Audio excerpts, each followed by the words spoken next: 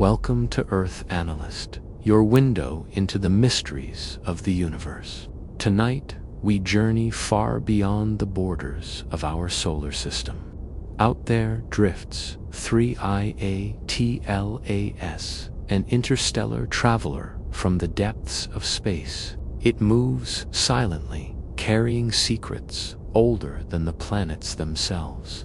Astronomers watch it closely, tracking its uncertain path through the void. To some, it is nothing more than a fleeting visitor, but to others, it is a reminder of how fragile our world truly is. For every object that passes harmlessly, there exists a darker possibility, a scenario where cosmic chance becomes catastrophic destiny.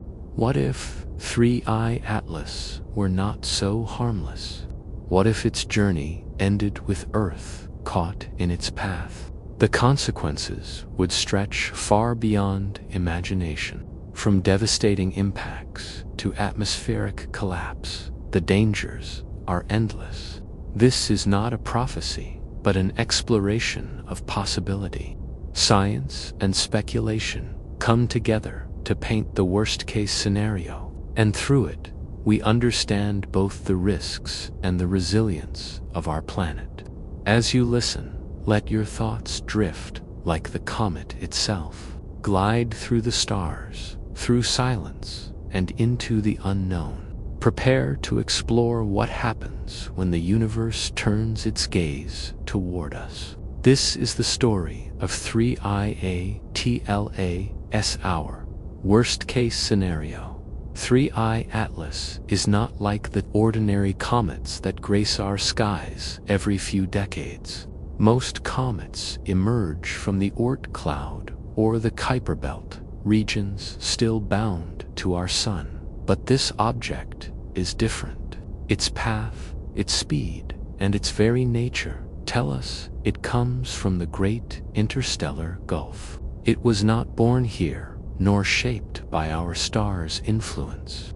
It is a stranger, a piece of a distant system, ejected long ago and set adrift for millions, perhaps billions of years.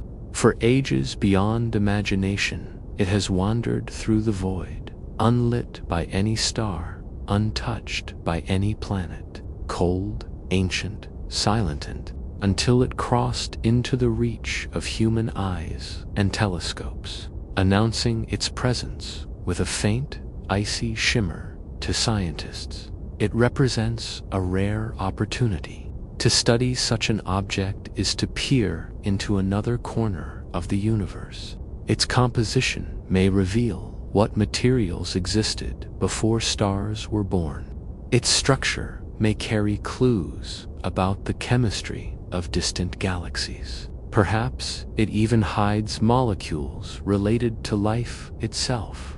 Yet to dream of knowledge is also to confront risk, because any object of such speed and mass carries the potential for destruction should fate turn unkind.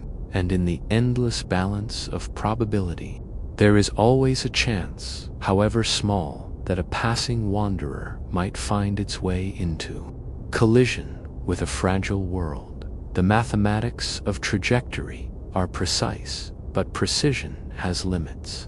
Space is not a static place. Gravity bends, tugs, and shifts the path of all who cross it. Even a tiny gravitational nudge from Jupiter or Saturn could alter the future course of 3IATLAS. And in a cosmos governed by chaos, even the smallest change can ripple outward into disaster. What begins as a gentle curve through the solar system might, under the right influence, become a direct path toward Earth. Astronomers reassure us the probability is low, but probability is not certainty, and certainty is something the universe rarely grants. Imagine, for a moment, what would unfold if such a path were real. The object hurtling toward us at tens of kilometers per second would be unstoppable. Human technology, as advanced as it has become, remains powerless against such scale. Missiles, nuclear warheads, and defensive ideas would all prove inadequate against the sheer force of interstellar momentum. The mass and velocity of 3I Atlas would turn it into a weapon beyond human design, striking with the energy of millions of nuclear bombs detonating at once. In the instant of impact, everything would change. The surface of the Earth would shatter under the shockwave. Oceans would boil, forests would ignite, and cities would be erased as though they had never existed. But the impact itself would only be the beginning. Dust and debris, lifted high into the atmosphere, would circle the globe, blocking sunlight. This is what scientists call an impact winter. The skies would darken, temperatures would fall, and crops would fail. Months would stretch into years of cold and hunger. Ecosystems would collapse as plants withered and animals starved. Humanity, dependent on fragile chains of food and shelter, would face its greatest test. Survival would depend not on wealth or technology alone, but on cooperation, adaptation, and sheer resilience. Some might endure in underground shelters, in isolated pockets, but the civilization we know would dissolve into struggle. And yet, the story grows darker still. For an object as massive as 3I Atlas, the energy released might not only darken the skies, but shift the balance of Earth itself. Earthquakes would ripple outward. Volcanoes, awakened by the shock, would erupt in chorus. Tidal waves would crash against every coast. The entire planet would convulse under the strike. And beyond the physical, there is the human fear, panic, and the collapse of order. The certainty of tomorrow would vanish, replaced by uncertainty in every breath. In such a world, survival would mean more than food, or shelter it would mean endurance of the mind and spirit. But even if collision never comes, danger lingers in subtler forms.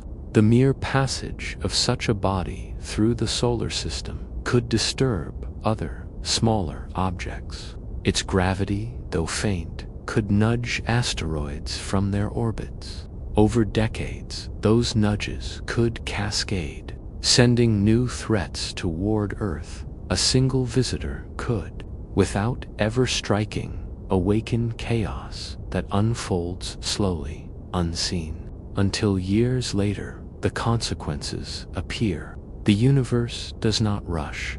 It plants seeds of fate and lets them grow across centuries. Humanity, in its brief span of history, often forgets how patient destruction can be.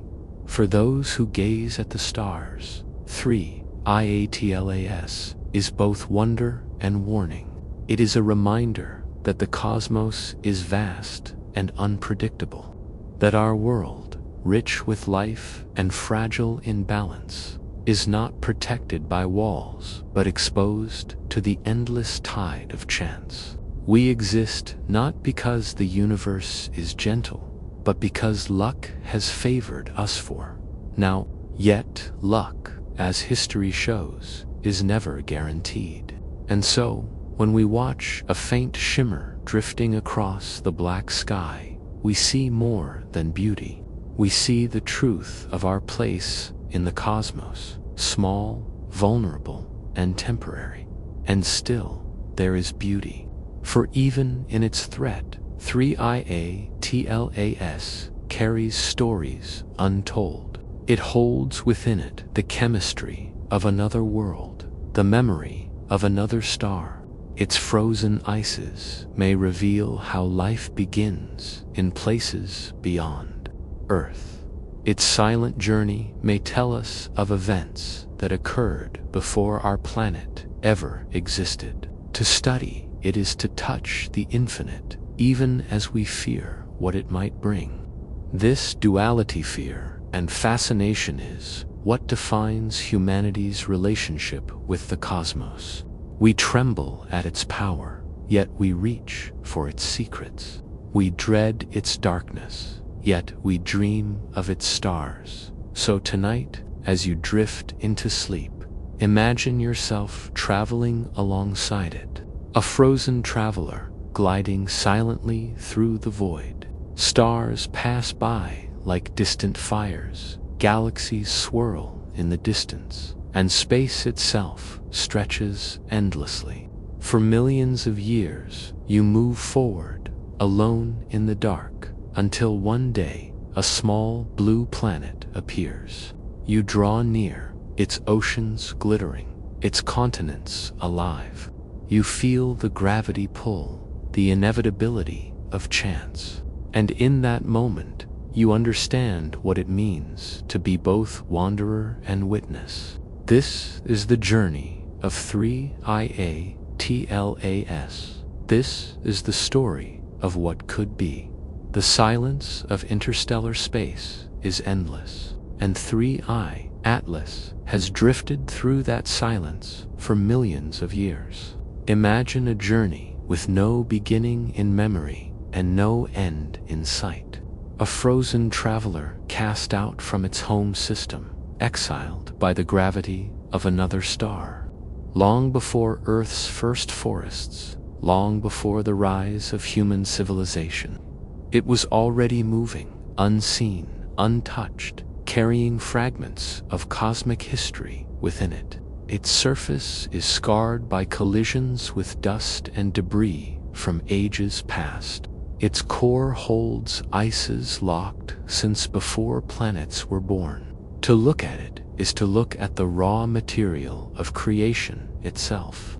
Yet, as with all things born of the cosmos, beauty is bound with danger. In space, distance is both shield and illusion. Millions of kilometers may sound vast, yet in the scale of the cosmos, it is but a narrow thread. A comet the size of a mountain, traveling at extraordinary speeds, does not need to strike directly to leave a mark. Even a near miss can disturb orbits, shift trajectories, or shower Earth with fragments broken from its body. The story of 3I ATLAS is not simply one of possibility, but of probabilities unfolding in infinite ways. Each calculation narrows its path, yet each calculation reminds us that the unknown is never erased. Consider what happens as such an object approaches the inner solar system. The warmth of the sun awakens it. Ice begins to sublimate, turning to vapor, releasing dust and gas. A glowing coma surrounds the nucleus, and a tail stretches millions of kilometers behind. To the human eye, it would appear as a majestic streak across the night sky, a celestial fire trailing across the stars. People would gather to watch, cameras would capture its beauty, and poets would write of its wonder. But behind the wonder lies uncertainty. Each fragment of ice that breaks away changes its motion ever so slightly. Each burst of gas acts like a tiny thruster, unpredictable, uncontrollable. A path once certain becomes blurred with possibilities, History has shown us the power of cosmic impacts. 65 million years ago, a rock no larger than a city struck the Yucatan Peninsula, ending the age of dinosaurs. The impact released energy beyond measure, igniting fires that spread across continents, creating tsunamis taller than skyscrapers, and throwing enough dust into the atmosphere to block sunlight for years. Life itself was reshaped in that moment. Mammals rose from the ashes of reptiles, and the world changed forever. That was the power of a single asteroid bound to our own sun. How much greater, then, could be the strike of an object arriving from the stars, bearing both speed and mass beyond our comprehension? The energy unleashed by such a collision would not be confined to one region. Entire continents would shake, shockwaves racing across oceans and mountains alike. Firestorms would consume landscapes, and skies would glow with the light of destruction. In moments, the familiar world would vanish. Yet the greater catastrophe would be slower, quieter, unfolding over years. With sunlight blocked, temperatures would plummet. The rhythm of seasons would collapse into endless winter. Crops would fail, not for one harvest but for many. Societies would fracture as scarcity replaced abundance. The systems humanity depends upon, trade, electricity, medicine, would falter, for they all depend on stability that no longer exists. And within this collapse, human nature would be tested. Fear spreads faster than fire. Rumors would travel, trust would crumble, and in many places, survival would turn neighbor against neighbor. But history also shows resilience. In the darkest times, people gather, communities form, and hope flickers even when the night seems endless. Shelters would be built, seeds stored, knowledge preserved. Somewhere deep underground or in remote corners, humanity would endure. Whether as scattered groups or unified survivors, the story of our species is not easily silenced. The question is not whether anyone would survive, but what kind of world would remain when survival is all that is left. Yet perhaps the greatest danger is not physical, but psychological. To live under a sky forever darkened, to watch the sun fade into a dim glow, would wear on the spirit as much as the body. Generations raised in shadow might forget the warmth of true daylight. Stories of the sun would sound like myths, legends from a brighter past. What would it mean to live in such a world? Would humanity cling to memories of what was lost? Or would it adapt to a new reality, where cold and hunger shape every choice? The worst-case scenario is not just about survival, but about identity. What kind of people would we become when the world itself turns against us? And still, the story grows wider, because the Earth is not alone in its fragility. Our moon, our satellites, our fragile web of technology all are vulnerable. A collision of this scale could shift tides, destabilize orbits, even alter Earth's tilt. The delicate balance that makes our climate livable might change forever. Seasons could vanish, replaced by extremes of cold and heat. The magnetic field might be disturbed, exposing us to radiation from the sun. And in that altered world, even survival would mean facing conditions no human has ever known. It is a chilling thought, but one that invites reflection. For in imagining catastrophe, we come to understand value. Every sunrise we take for granted, every season that follows the next, every harvest and every breath, these are not permanent, but gifts of stability. The universe does not promise us safety. It offers beauty, and it offers risk. And within that balance, life exists only for a moment. 31 ATLAS reminds us of this truth.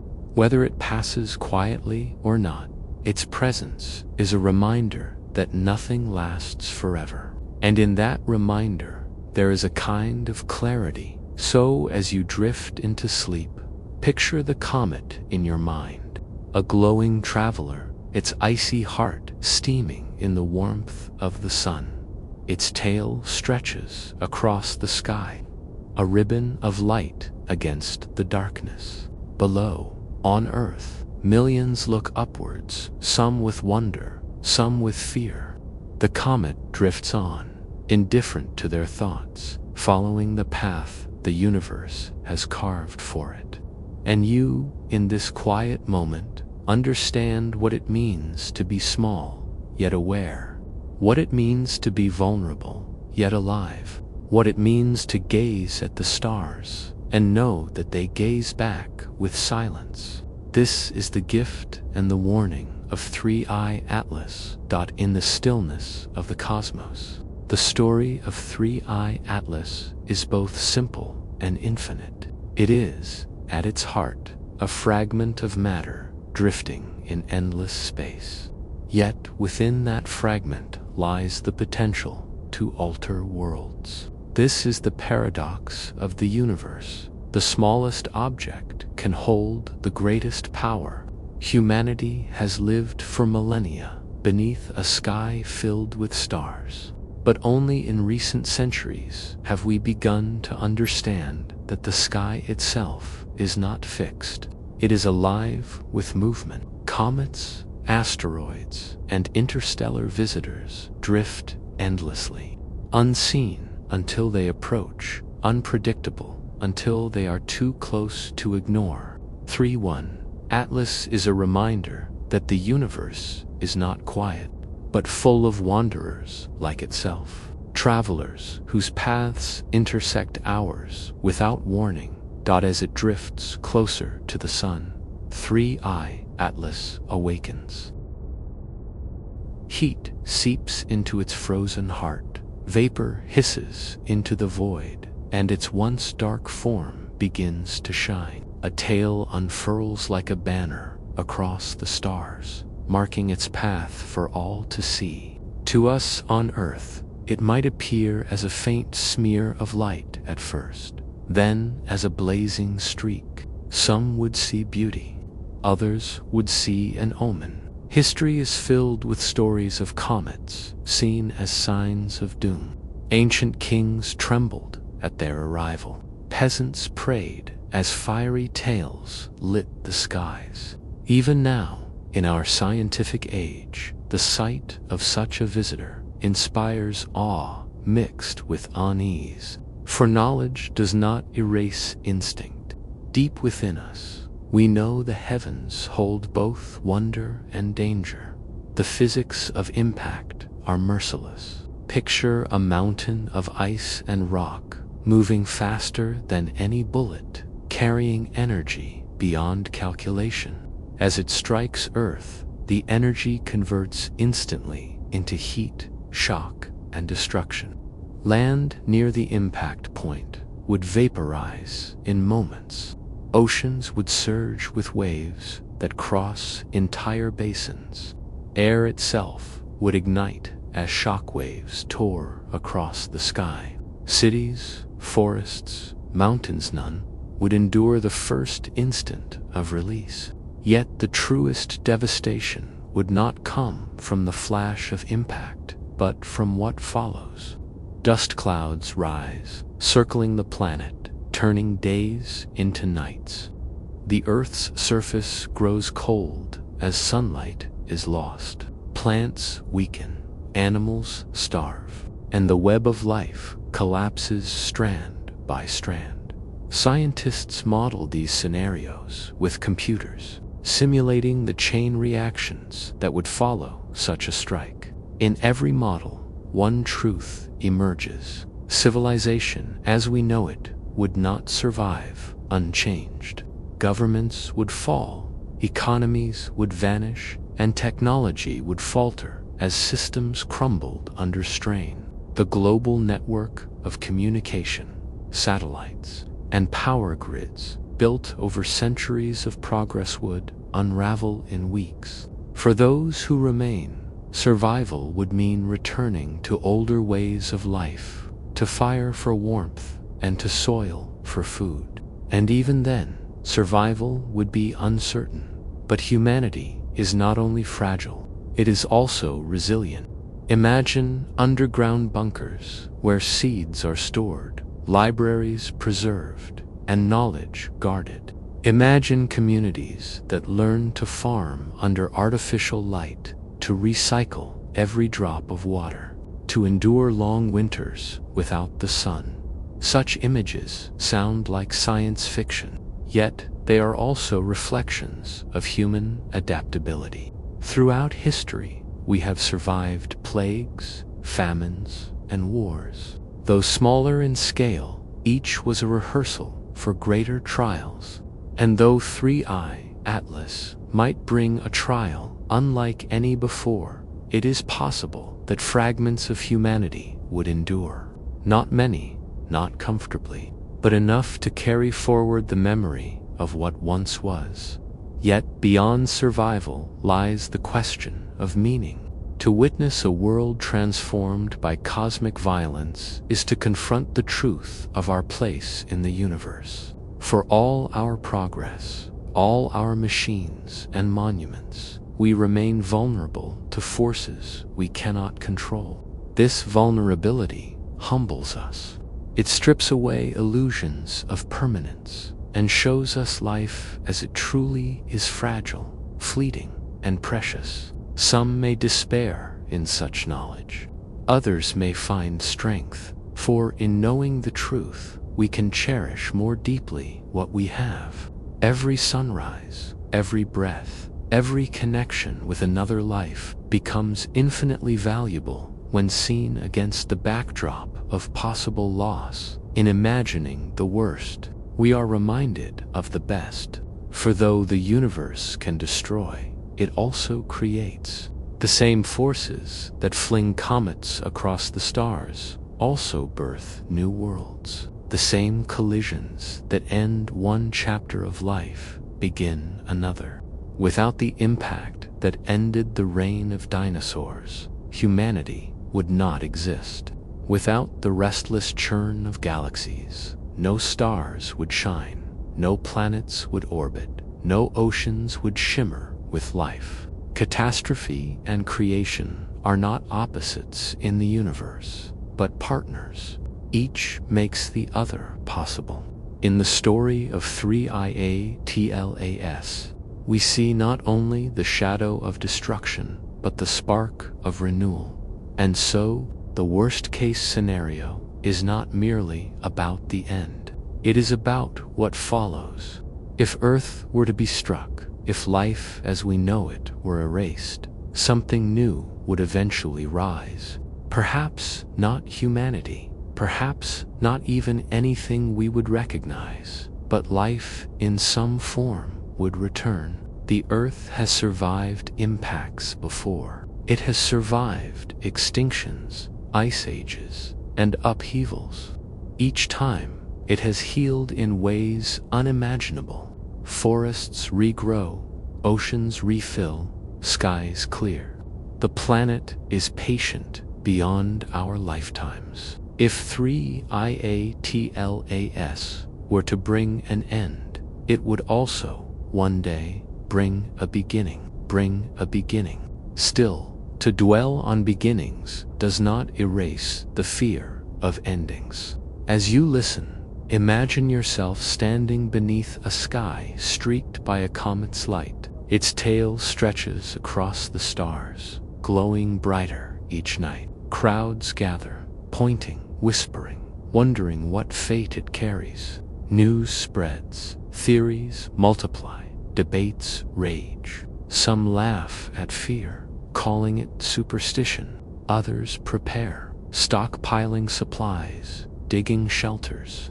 And somewhere, deep in your thoughts, you feel it too, the quiet weight. The knowledge that the sky is not distant, but immediate. That the line between wonder and catastrophe is thinner than it seems. This is the heart of the story. To gaze at 3I Atlas is to look at a mirror of ourselves. A traveler wandering through the dark, carrying both promise and peril. A reminder that we too are wanderers, adrift on a fragile planet in an endless sea. And like the comet, our time is not infinite. It is borrowed, fleeting, and fragile. To know this is to awaken to the beauty of the present, to breathe, to listen, to see, to love all our acts of defiance against the vast indifference of space. So let the comet drift through your mind as you drift into sleep. See it moving slowly, endlessly, across the black canvas of the universe. Its light shimmers, its tail unfurls, and the silence of space surrounds it. There is no malice in its journey, no intention of harm. It simply moves, as all things in the cosmos move, bound by forces beyond choice. And we, watching from our small world, assign it meaning, fear, and wonder. In that meaning lies the story, not just of 3I Atlas, but of us. The shockwaves of such a cosmic event would not remain confined to the Earth's surface. They would ripple through the very fabric of human civilization. Cities, symbols of our triumph over nature, would crumble like sandcastles struck by an incoming tide.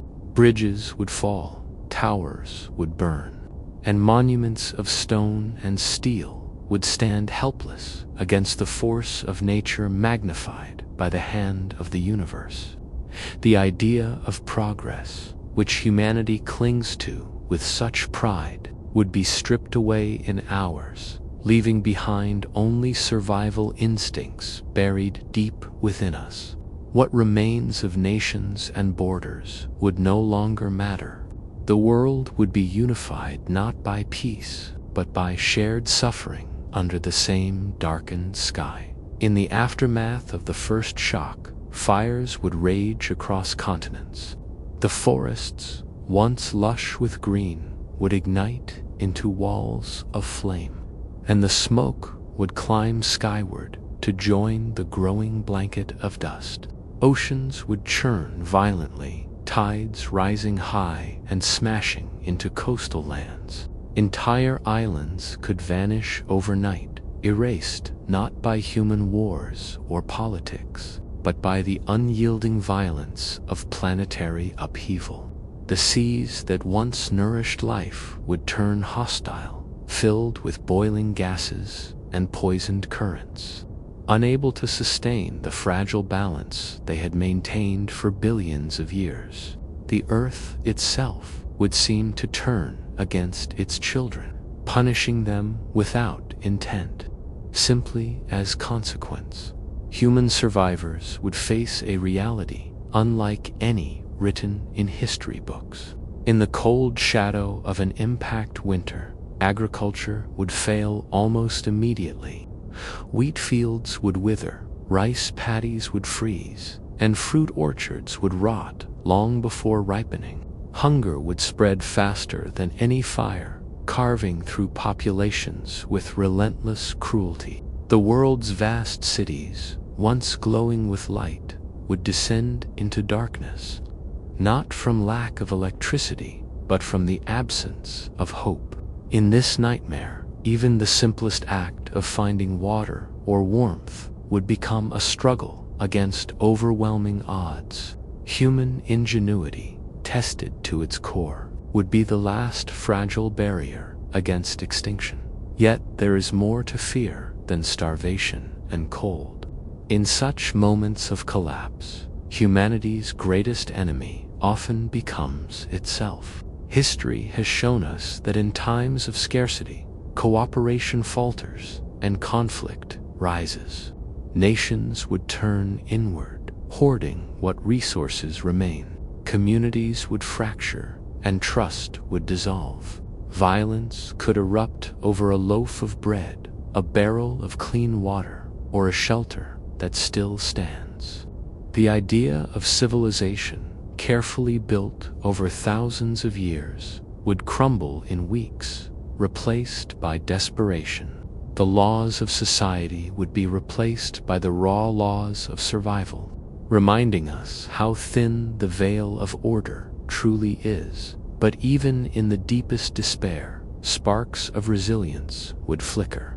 Somewhere, Far from the ruins of cities, groups of survivors might gather around fires, telling stories of the past to children who will never see the world as it once was. They would find new ways to adapt hunting in frozen wastelands, scavenging in abandoned ruins, and building shelters beneath the earth. Human creativity, sharpened by necessity, could carve out small pockets of survival, perhaps not for billions, but for thousands, or even hundreds. Enough to carry the fragile flame of existence forward, if only for a little longer. Scientists and thinkers, even in the face of annihilation, might not abandon their pursuit of knowledge. Some might preserve fragments of human culture in vaults, caves, or digital archives powered by the last remnants of energy. They would work not for themselves, but for a future they may never see, a hope that one day, when the sky is clear, humanity could rise again. Even in catastrophe, the drive to preserve meaning would endure. This is what sets us apart, not our technology, not our weapons, but our ability to imagine tomorrow, even when tomorrow seems impossible. For the Earth itself, recovery would take millennia. Life would begin again in strange and unexpected ways, as it always has after mass extinctions. New creatures would emerge from the shadows, adapting to the altered climate, evolving in directions we cannot predict. Humanity's story, whether ended or merely paused, would become part of the geological record, a thin layer of ash and bone pressed into the Earth's memory. The universe has no sentiment, no sorrow. It continues endlessly, while worlds rise and fall like waves against an infinite shore, and through it all, the comet itself, 3I Atlas, would not remember nor regret. It would simply continue its path, indifferent to what it left behind. That is the nature of the cosmos, vast, cold, and impartial. It does not bend to our fears or our hopes. It simply exists, flowing according to laws written long before humanity learned to speak or dream. In this truth lies both terror and serenity, a reminder that our place in the universe is fragile but also profoundly rare. The worst-case scenario is not merely about destruction, it is about perspective. It asks us to look at the stars, not only with wonder, but also with humility. We are small, yes, but in our smallness, we create meaning. We build stories, art, love, and memory. And if one day a wandering comet were to erase all of that, it would not erase the fact that it once existed. The universe may not remember, but we did. And perhaps that is enough. In the quiet of the night, when the skies are clear and the stars scatter across the black canvas of space, we often forget how fragile that beauty truly is. We look upward for comfort, for inspiration, for meaning, but rarely for danger. Yet, hidden in those distant lights are objects like 3I Atlas, travelers that remind us the universe is not made for our safety. It is vast, indifferent, and endlessly in motion, with no concern for the small blue planet we call home. This awareness is unsettling, but it also awakens something deep in the human spirit, the need to understand, to prepare, and to find meaning even in the shadow of annihilation. Psychologically, the idea of extinction carries a weight heavier than any physical catastrophe. It is not simply the end of bodies, but the end of memory, the erasure of history, the silencing of every voice that has ever spoken. For humanity, whose greatest achievement is not survival but storytelling, this silence is perhaps the most unbearable. What does it mean for billions of lives, countless dreams, and entire civilizations to vanish without trace? The thought gnaws at the mind, stretching beyond fear into a kind of cosmic sorrow. It is here, in the mind, that the true worst-case scenario unfolds, not in fire and ash, but in the realization of our own fragility. Survival instinct is powerful, but so too is denial. Many would refuse to accept such a threat until it was too late. This is not unique to Commits-It, it is a pattern in history. Warnings of storms, famines, or disasters have often been ignored, buried under daily life until the disaster struck with full force. With 3 IATLAS, denial could be fatal. A society unprepared for catastrophe is a society already broken. And yet, even knowing this, one wonders whether humanity could truly unite in the face of such an existential danger. Would governments put aside rivalry? Would individuals set aside greed? Or would we continue as we always have, until the sky itself forced us to confront reality? The philosophical questions linger, echoing louder than the scientific facts. If humanity were to perish in such an event, what would it mean in the grand scope of the cosmos? Would our absence matter, or would it be no different than a candle extinguished in a storm? The universe is filled with stars and worlds, each with their own potential for life. Perhaps somewhere, light years away, other beings look at their own skies with the same fear and wonder. If we vanish, perhaps another will rise. And yet, for us, our existence is all we know. To lose, it would not just be the end of humanity, but the end of everything we have ever called real. Still, within despair lies a strange peace. To understand our vulnerability is to understand the gift of every moment. Each sunrise, each laugh, each shared memory exists only because the sky has, so far, spared us. Catastrophes like 3 IATLAS remind us not to take these moments for granted. They remind us that life, fragile as it is, burns brightly in the darkness of an indifferent universe. Even in the shadow of possible extinction, there is beauty in the awareness of our brief time beneath the stars. And perhaps this awareness is why humanity dreams of reaching beyond Earth. Space exploration, though often fueled by ambition and curiosity, is at its core a search for survival. We build rockets not only to explore, but to escape, to ensure that if one world falls, our story can continue on another. In this sense, 3 IATLAS is both a threat and a challenge.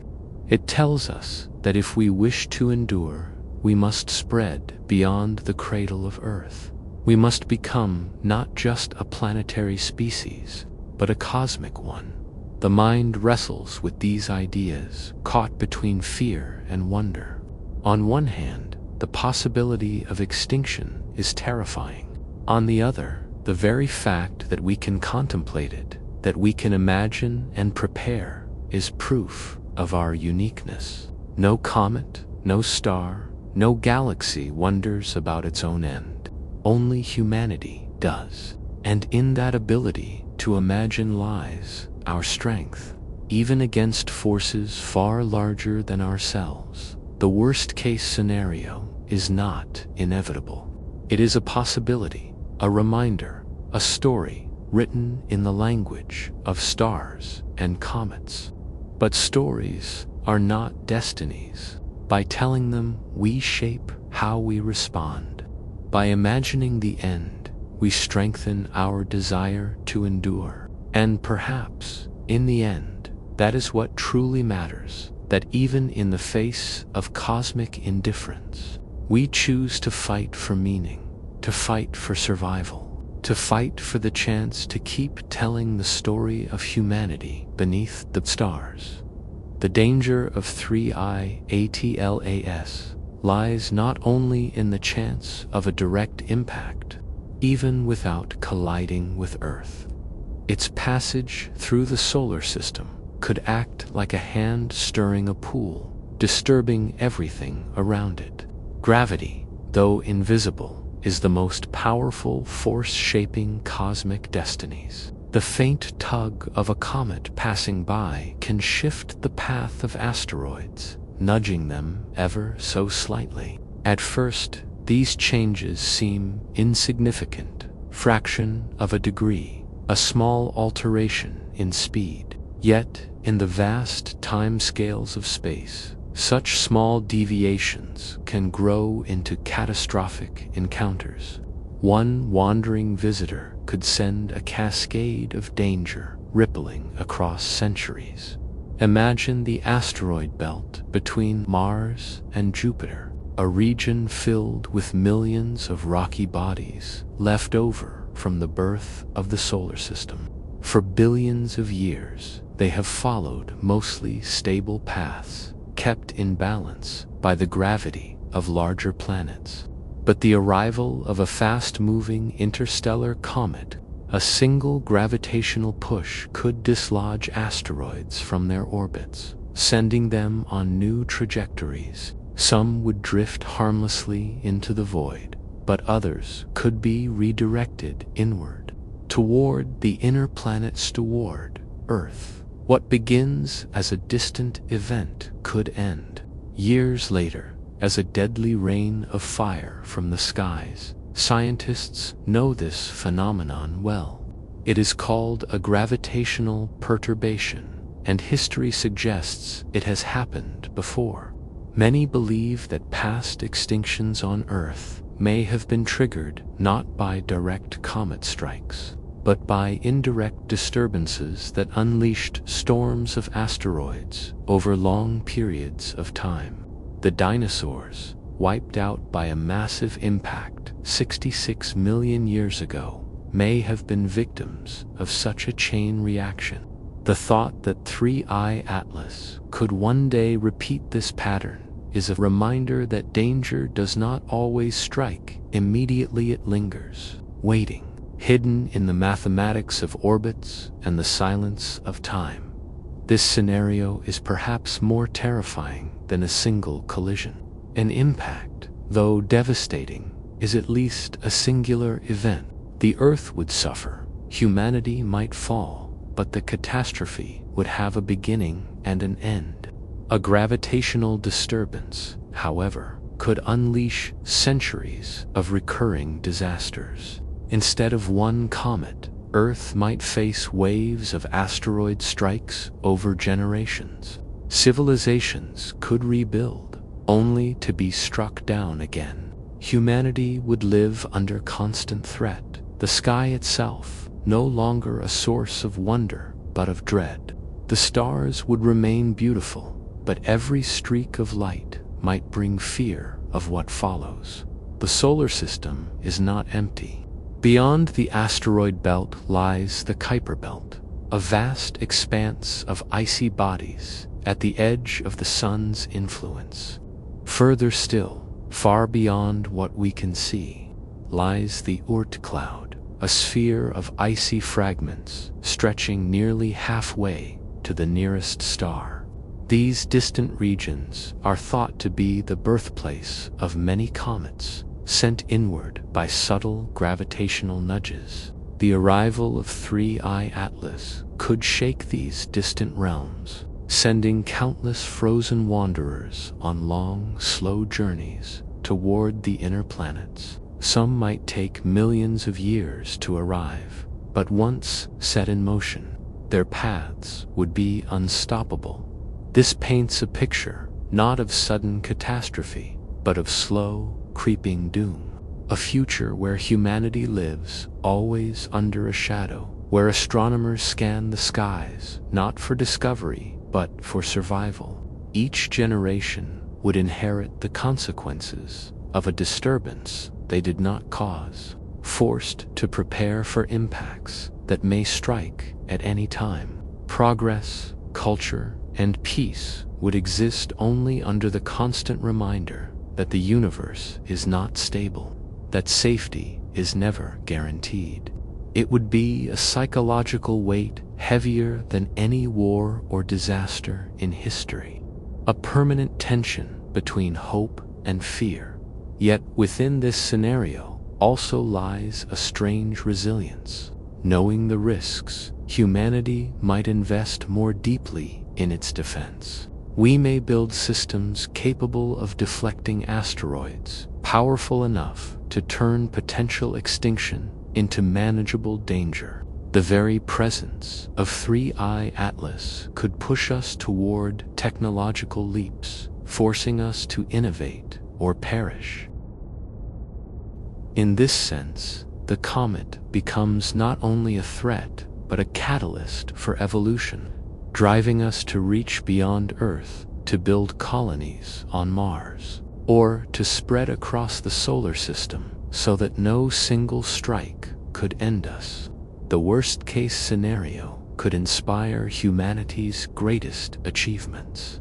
Still, the balance remains fragile. For every step towards survival, the possibility of failure remains.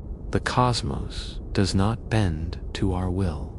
A single miscalculation, a single untracked object could undo centuries of preparation. And so, in imagining the gravitational chaos left behind by 3I Atlas, we also confront the truth of our place, small, vulnerable, and always at the mercy of forces far greater than ourselves. The universe does not threaten us deliberately, it simply exists, and in its existence, we are sometimes caught in the crossfire. If 3I Atlas were to disturb the balance of the solar system, the consequences would unfold not in hours or days, but in centuries and millennia. The first wave of asteroids might not arrive for decades, perhaps long after the comet itself has vanished into interstellar space, leaving only its disruption as a ghostly reminder. But once the chain reaction begins, there would be no stopping it. The skies, once a place of beauty, would become a theater of constant tension. Humanity would gaze upward, not with wonder, but with vigilance, knowing that the next extinction event might already be on its way.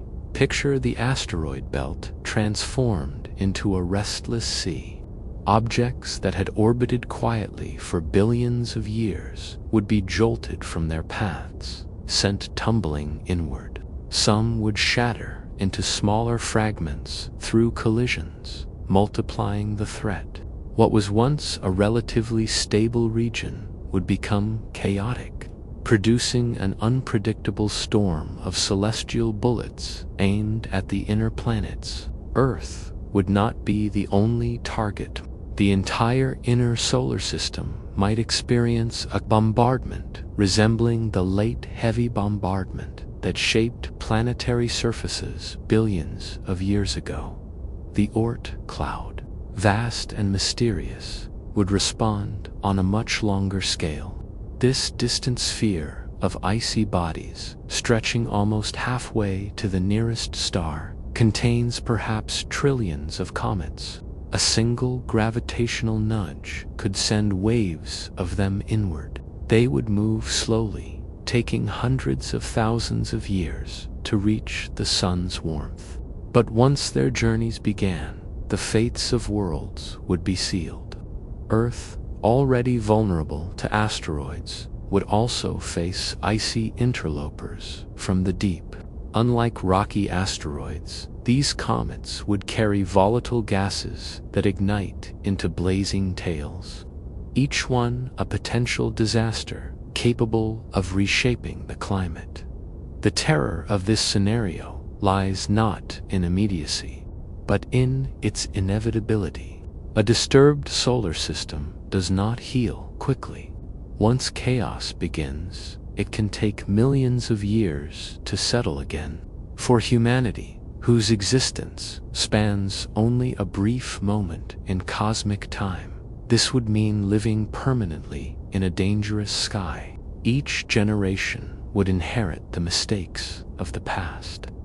Born into a world where disaster is not a possibility but a certainty, waiting only for the right orbit to align, civilization itself would evolve in the shadow of cosmic fear, shaping cultures, religions, and philosophies around the constant threat from above. Imagine children growing up with the knowledge that the stars are no longer safe. Schools would teach not just history and science, but survival drills for impact events.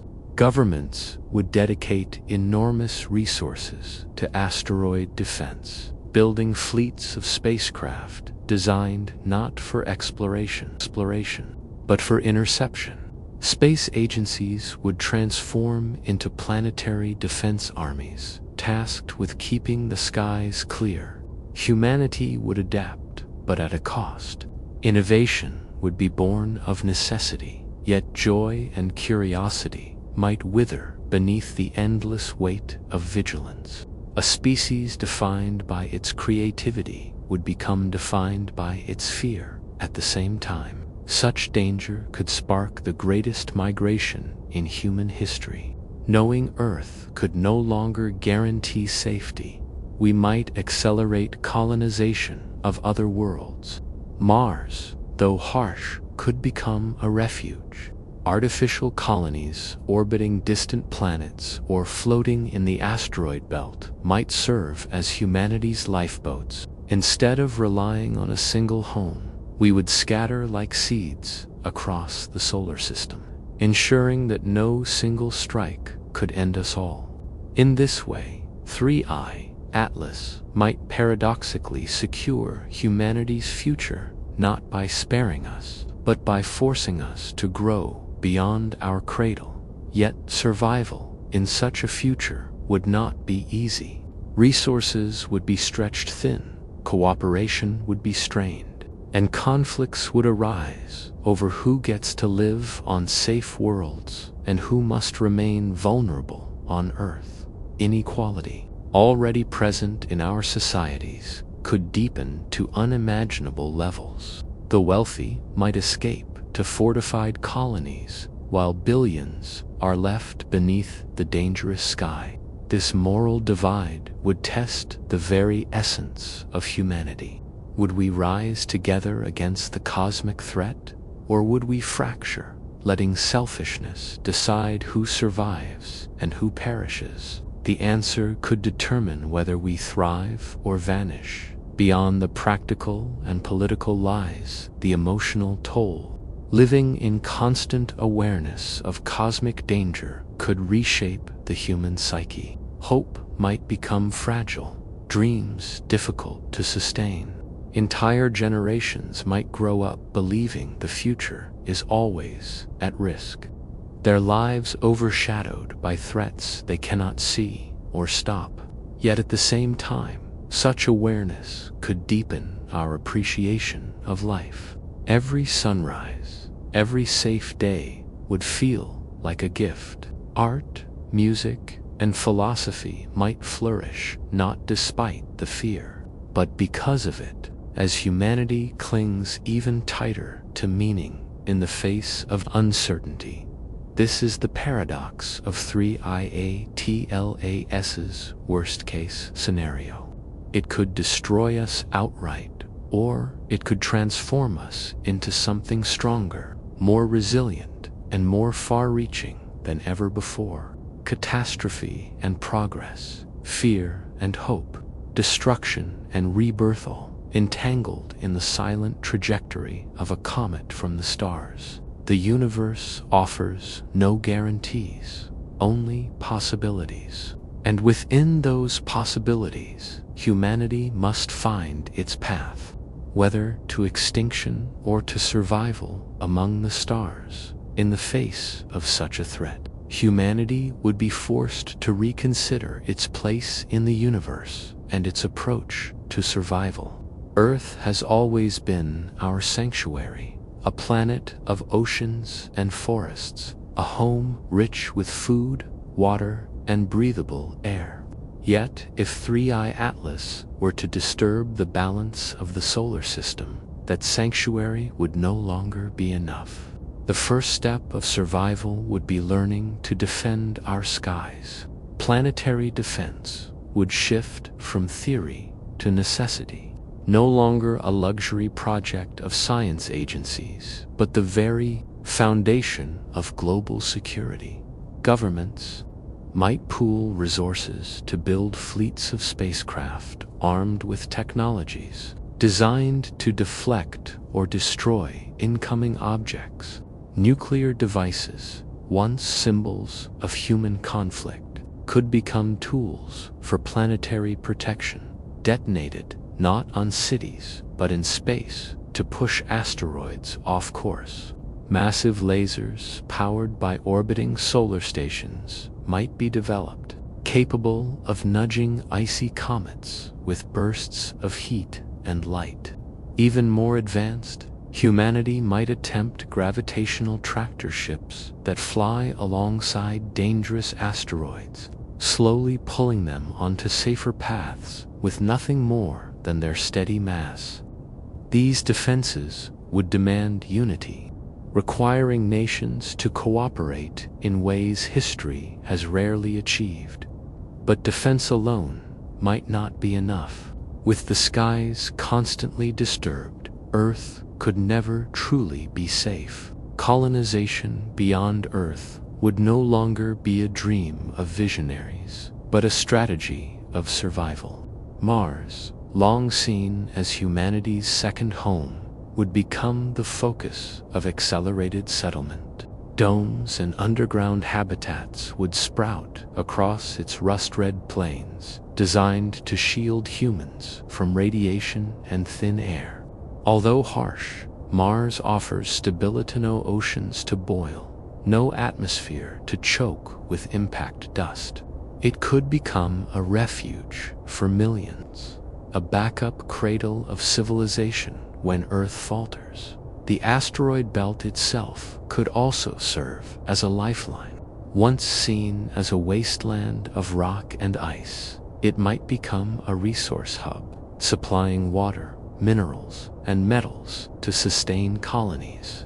Enormous rotating habitats could be built there, spinning to create artificial gravity and housing entire generations. These floating worlds would not only protect humanity, but also allow it to thrive in the very regions where danger originates. In a poetic twist, the same asteroids that threaten Earth might one day become the foundation of humanity's survival. Yet, such efforts would not come without sacrifice. Colonization would require unimaginable resources and labor, forcing humanity to make difficult choices about who goes and who stays. The wealthy, the skilled, and the powerful might secure their places in these lifeboats, while billions remain on Earth under the dangerous sky. This divide would threaten unity, risking wars not just over land or resources, but over survival itself. The ethics of such a future would haunt humanity. Is survival worth achieving if it means leaving most behind? Or must survival mean survival for all, no matter the cost? Despite the struggle, humanity's adaptability would shine. History shows that we endure even when the odds are overwhelming. Civilizations rise after collapse. Knowledge survives even through dark ages, and stories carry meaning across generations. In this worst-case scenario, survivors on Earth and colonies in space would find new ways to connect, to preserve culture, and to create hope. The human spirit, though fragile, burns fiercely against the dark. In the face of 3 IATLAS, it would either burn brighter than ever before, be extinguished in silence. Philosophically, survival in such a future would reshape human identity. No longer earthbound, we would become a multiplanetary species, a civilization of wanderers among the stars. Our myths, religions, and philosophies would adapt, weaving the story of 3I Atlas into new meanings. The comet would not just be a threat, but a symbol, a reminder of both vulnerability and resilience. It would live in our collective memory as the reason humanity left its cradle. The reason we became something more than a planetary species. Out of fear would come transformation, and out of transformation, perhaps greatness. In such a vision, the worst-case scenario does not end with extinction, but with rebirth. Earth may be scarred, battered, and unstable, but humanity could endure beyond it. Our cities might glow on Martian deserts, our homes might spin among asteroids, and our descendants might sail between worlds like ancient sailors crossing oceans. The sky, once filled with dread, would again become a place of wonder, not because it is safe, but because we learned to survive within its chaos. The question remains, will humanity choose this path of preparation and unity, or will we wait until it is too late? History suggests hesitation, delay, and conflict. Yet history also shows that when pushed to the brink, we are capable of extraordinary feats. 3I Atlas, in its silence, asks us the greatest question of all. Are we ready to rise beyond Earth, or will we cling to it until the universe itself forces our end? When we imagine the shadow of 3I Atlas, it is not only the physical consequences that weigh on the human spirit, but also the psychological storms that would unfold. Long before any impact, fear itself could erode societies from within. Rumors, news reports, and endless speculation would spiral across every screen. People would look skyward at night, wondering if the faint light in the heavens carried their fate. Anxiety would seep into homes, cities, and even nations, leaving many unable to sleep. Some would cling to hope, others to denial, and still others to anger. In such an atmosphere, the human mind becomes its own battlefield, struggling to find calm. The fear of tomorrow, more than the certainty of destruction, would spread like a silent epidemic. Generations that once dreamed of the stars might now dread their glow. In this way, governments would respond with both science and spectacle. Emergency broadcasts, evacuation orders, and survival plans would become daily rituals. The public would see simulations of possible impacts, red circles expanding across maps of Earth. Yet behind these announcements, leaders themselves would wrestle with doubt. Could even the most advanced technology deflect an interstellar traveler?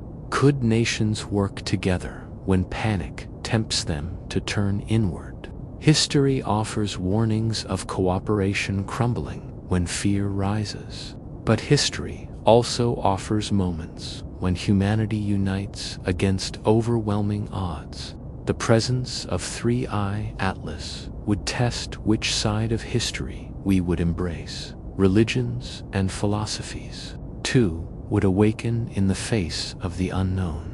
Some would see the comet as a sign of divine judgment. Others would frame it as a reminder of the impermanence of all life. Temples, mosques, and churches would fill with people seeking comfort. Prayers would rise from every language, echoing across every culture. Even those without faith might find themselves pausing under the night sky, whispering questions into the silence. What is the meaning of existence if the universe can erase it so easily? Does survival matter more than acceptance? Or are they two sides of the same truth? 3-1 ATLAS, in its silence, would offer no answers, only reflection. And sometimes, reflection is more powerful than certainty. The idea of 3I Atlas brushing close to Earth is not just a question of science, but a meditation on the fragility of our civilization. Imagine, for a moment, the comet streaking silently across the blackness, its icy body glowing faintly as it absorbs the sun's warmth. In the grand scale of the cosmos, it is nothing more than a passing traveler. Yet, in the eyes of humanity, it becomes a mirror of fate. Every telescope pointed skyward would trace its movement. Every scientist would watch its orbit with growing tension, and every ordinary person would wonder whether tomorrow might be different from today. The weight of uncertainty would hang like a veil over the planet if the comet were to strike. The scale of devastation would depend on its size and speed. Even a relatively small fragment could release energy equal to thousands of nuclear weapons. The skies would ignite in firestorms as shockwaves traveled across continents. Cities would crumble in seconds, and coastlines would be swallowed by tsunamis taller than towers. Dust and debris would fill the upper atmosphere, blotting out sunlight for months or even years. Crops would wither, oceans would cool, and life would struggle to adapt. This scenario, though terrifying, reflects what scientists call an impact winter, a chilling reminder that Earth's balance is more delicate than it seems. But beyond the destruction, the human response would become a story in itself. Some nations might turn to war, fighting over dwindling resources. Others might unite in ways never seen before, pooling technology, knowledge, and courage. The choice between division and unity would define not just survival, but the legacy of humanity itself.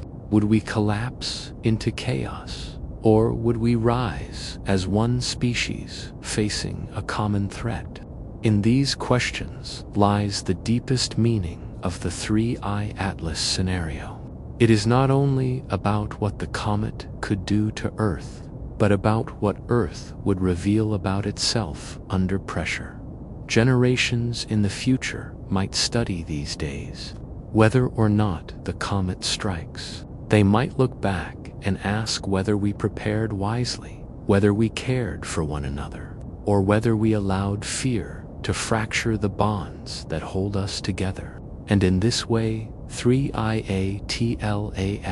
is not only a distant object, but also a lesson written in the heavens. It whispers to us that life is precious, that time is fragile, and that the universe is far larger than our dreams and fears. As the stars turn overhead and the comet drifts on its long journey, humanity is left with a choice. Do we see it as a threat or as a reminder to cherish every moment of existence? Do we tremble before its silence, or do we take its presence as a call to protect the only home we have?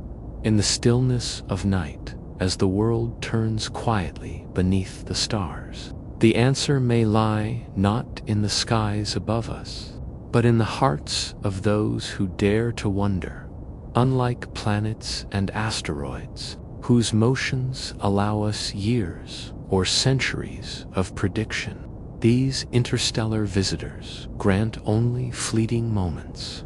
Oumuamua was discovered after it had already passed closest to Earth, leaving us chasing a receding mystery. Borisov gave us more time displaying its cometary tail as it swung through the inner solar system. Atlas splits the difference, bright enough to study, but too fast to linger.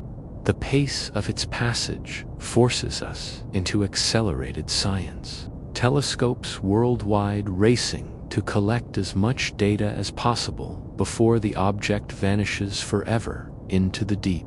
The physics of such speed complicates speculation. At more than 60 kilometers per second, Atlas is immune to capture by the sun. Its trajectory is hyperbolic, meaning it will not return. The mathematics appear precise, but the speculative mind notices something else. That speed is also optimal for reconnaissance.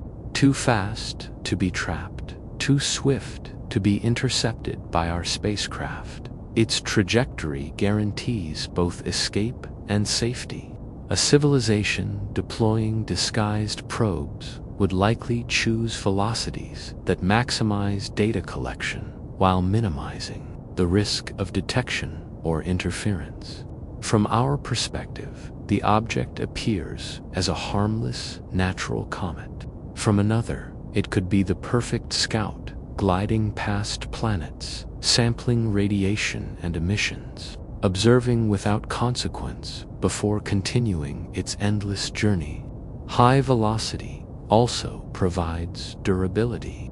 Collisions with interstellar dust grains, while destructive over billions of years, become less significant if the travel time is reduced by speed. A probe moving twice as fast spends half as long exposed to the hazards of deep space, increasing its chance of survival.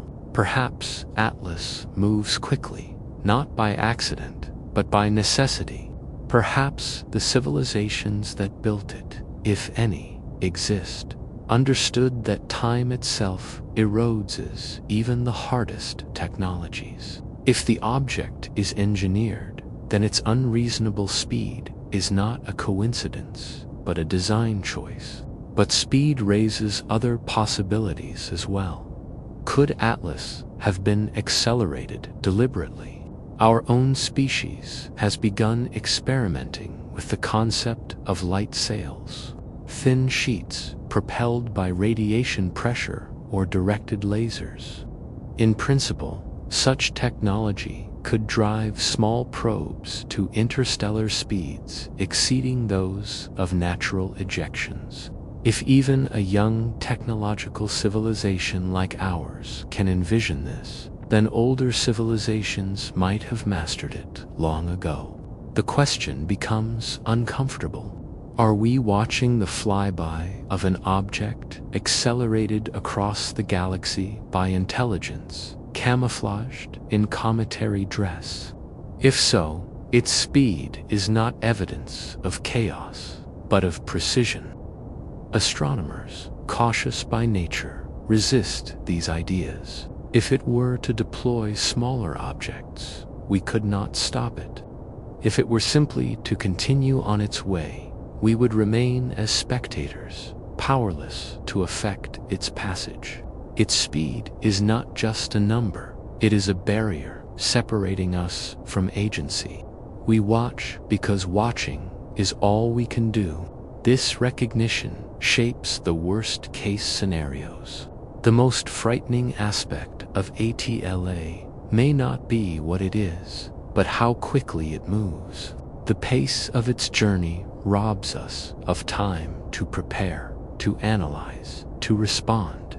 If it were an emissary, we would have only months of data before it vanishes. If it carried hidden systems, they could activate and deactivate before we ever noticed. Its speed ensures control lies elsewhere, not with us. For a species accustomed to studying the sky with patience and precision, this feels deeply unnatural. The cosmos usually unfolds slowly. Stars evolve over millions of years. Planets orbit in predictable rhythms, but Atlas does not wait. It races through, demanding urgency from creatures unaccustomed to such haste. We must accept that speed is part of the mystery, whether natural or artificial, coincidental or designed. It defines everything about our interaction with this visitor. It is why we cannot intercept, why we cannot contain, why we cannot confirm or deny speculative scenarios with certainty. It guarantees the event is temporary and irreversible. By the time humanity reaches technological maturity, capable of intercepting such objects, Atlas will be gone, carrying its secrets into interstellar night. We are left only with data, fragments of spectra, images of a faint coma, orbital elements plotted on charts, all of it filtered through the distortion of speed. The visitor that should not exist moves with speed beyond reason, and that speed ensures our ignorance. It leaves us in the uncomfortable position of wondering whether our instruments capture truth or illusion. Perhaps it is only a comet accelerated by cosmic chance. Perhaps it is more. We cannot know. What we do know is that it moves too quickly for answers, but it also fits too neatly with the requirements of effective disguise. The question of size ties directly into survivability across time. A nucleus just half a kilometer wide should not carry enough volatile material to remain active after billions of years. Even a larger one faces difficulties. Sublimation depletes reserves. Cosmic rays alter chemical structures, impacts fracture surfaces. How then does Atlas arrive, not only intact, but still active? Some scientists propose that insulating dust layers may have sealed inner reservoirs, preserving volatile stores until solar heating released them. Others suggest that cosmic radiation may have modified its chemistry, producing layers that delayed sublimation until now. These explanations, while plausible, feel more like excuses than answers. They patch holes in our understanding rather than explain why this particular object continues to defy expectations. The speculative alternative is more disturbing. If Atlas is not merely a random interstellar rock, but something constructed, its size becomes purposeful.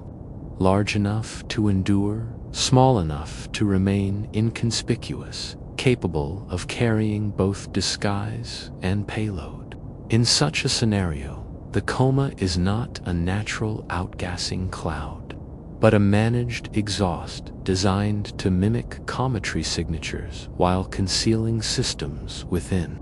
The uncertainty in our measurements then becomes not an accident, but the result of deliberate engineering. By ensuring that any calculation of its true size remains ambiguous, such a craft would maximize its ability to pass as natural. We find ourselves measuring exactly what it wants us to measure. Astronomers are reluctant to wander down these speculative paths. Yet the size problem forces the question. Even when sticking to natural explanations, the object does not behave like anything else we have studied. Mua was long and thin, tumbling erratically. Borisov looked more like a standard comet, but showed chemistry that puzzled researchers. Atlas continues the trend of anomalies, each new interstellar visitor straining the boundaries of our models. How many times can we encounter anomalies before anomalies themselves become the norm? Another difficulty lies in comparisons. Within our own solar system, comets range widely in size, from a few hundred meters to tens of kilometers.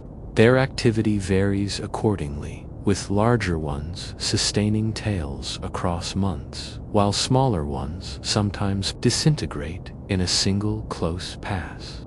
Yet Atlas, with its ambiguous size, seems to maintain a level of activity inconsistent with either extreme. If it is small, its activity is too vigorous. If it is large, its coma is too faint.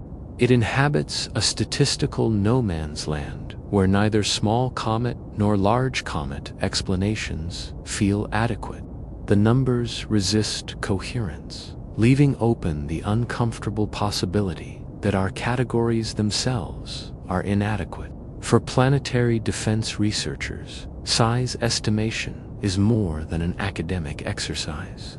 An object 1 kilometer wide could cause planetary-scale damage in the unlikely event of collision. An object only a few hundred meters across could devastate a region but not an entire world. NASA and EA calculate impact probabilities carefully, even when trajectories clearly show no threat. With Atlas, the numbers matter less for hazard assessment and more for understanding what this visitor truly is. But the inability to pin those numbers down illustrates our limitations. Even with the most advanced telescopes in history, we're left guessing whether this ancient traveler is mountain-sized or boulder-sized.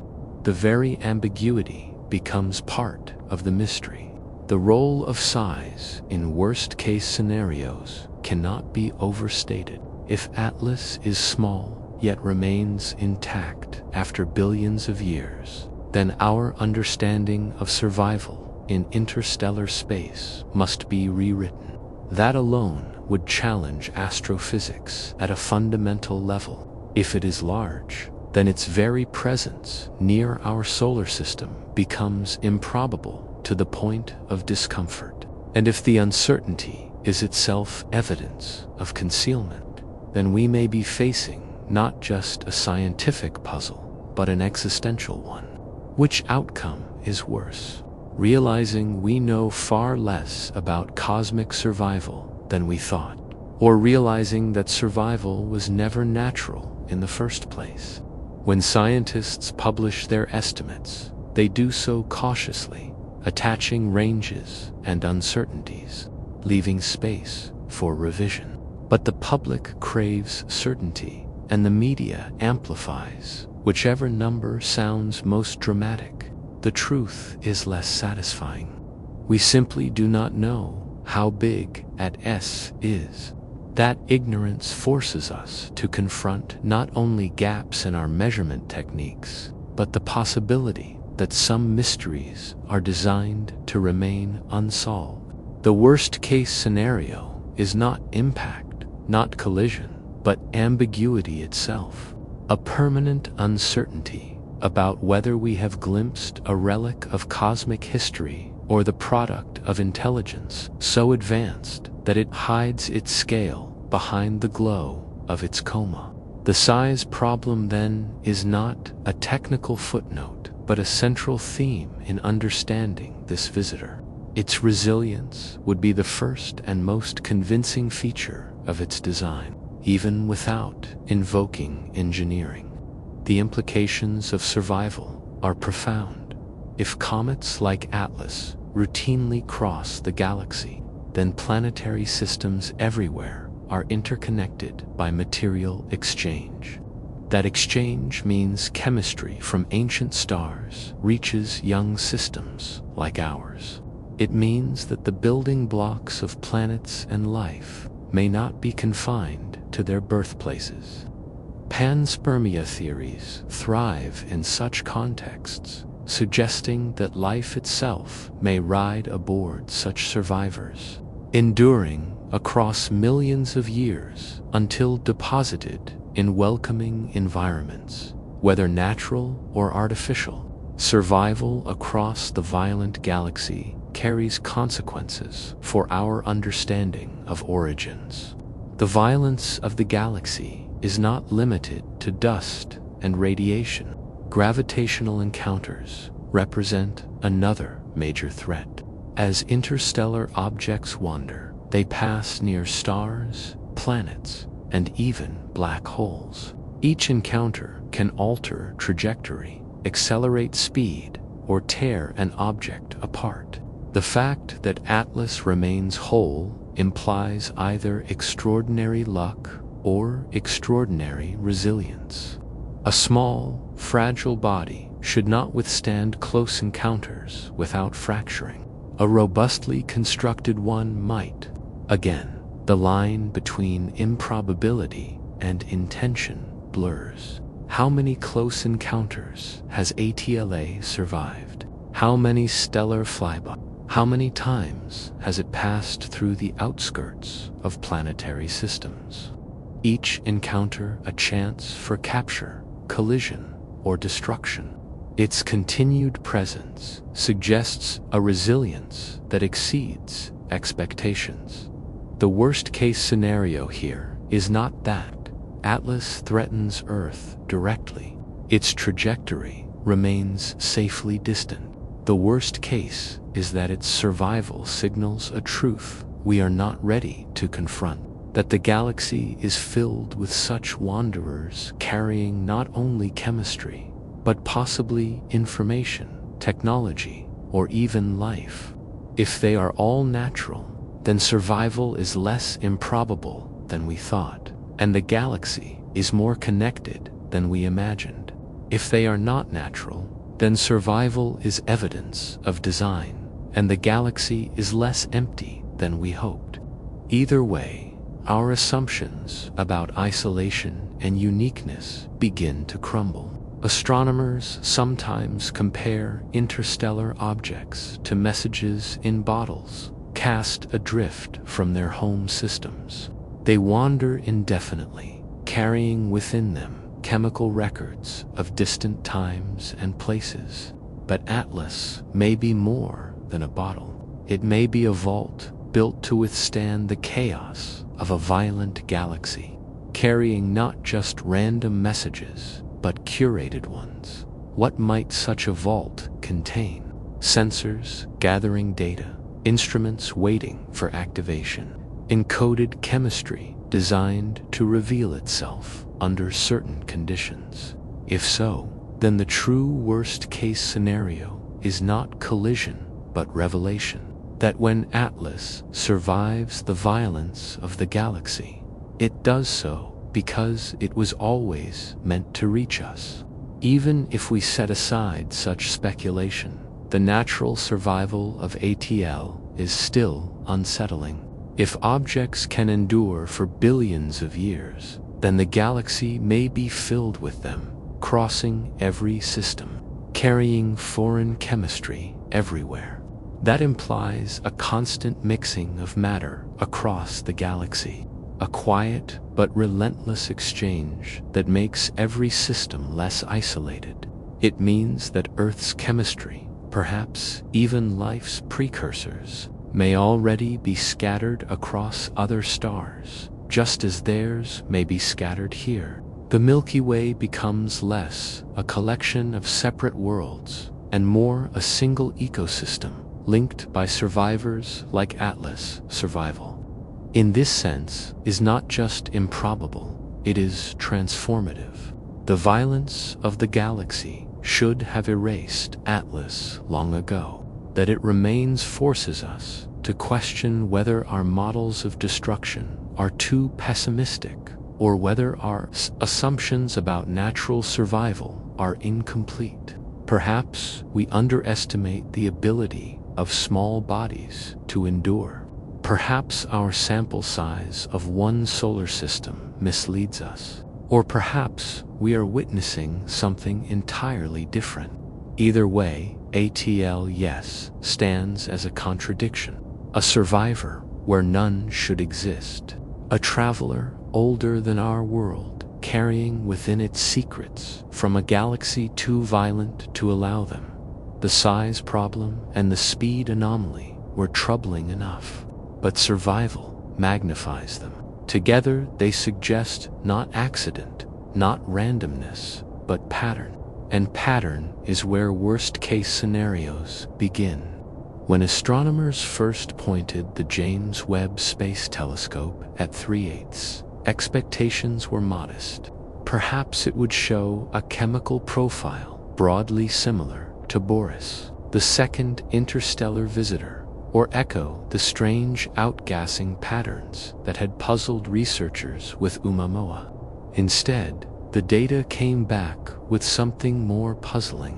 The spectrum revealed an object dominated by carbon dioxide, outgassing in proportions unlike anything seen in solar system comets. The ratios of carbon dioxide to water, carbon dioxide to other volatiles, stood far outside the norms established from decades of cometry study. The numbers were not simply unusual. They were alien in a way that challenged models built on our own local sample of cometary bodies. In our solar system, comets are time capsules of the early planetary disk. They usually carry water, ice, carbon monoxide, carbon dioxide, methane, and other volatiles in varying proportions. The dominant signature, however, is almost always water. Even when carbon dioxide is present, it tends to be secondary, a supporting component rather than the main driver of activity. With Atlas, the script flipped. Water seems strangely absent, or at least suppressed, while carbon dioxide was elevated to levels that defied easy explanation. A chemistry out of place, inconsistent with the environments we know. Implied formation under conditions vastly different from our own. If Atlas formed in a region of its natal disk where temperatures were colder than anything in our solar system, carbon dioxide could have frozen in abundance while water remained sequestered deeper.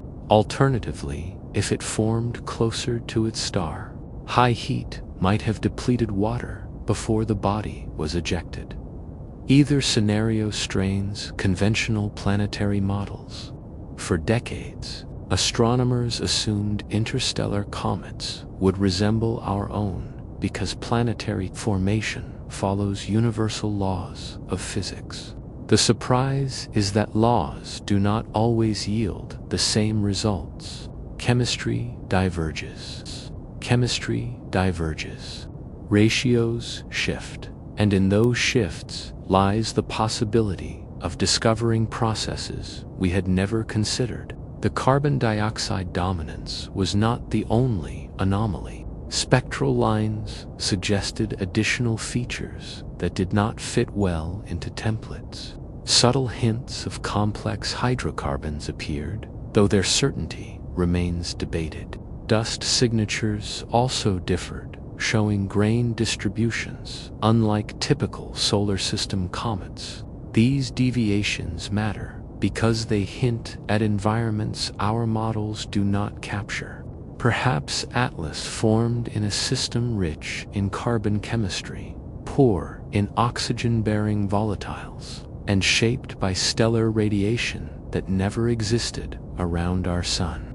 That alone would make it valuable.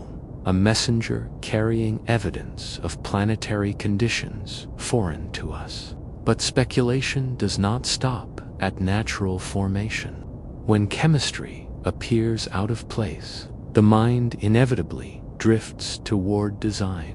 The ratios we measured will never change, but our interpretations will evolve. Future interstellar visitors may confirm or contradict these findings. Until then, we are left with a puzzle unresolved.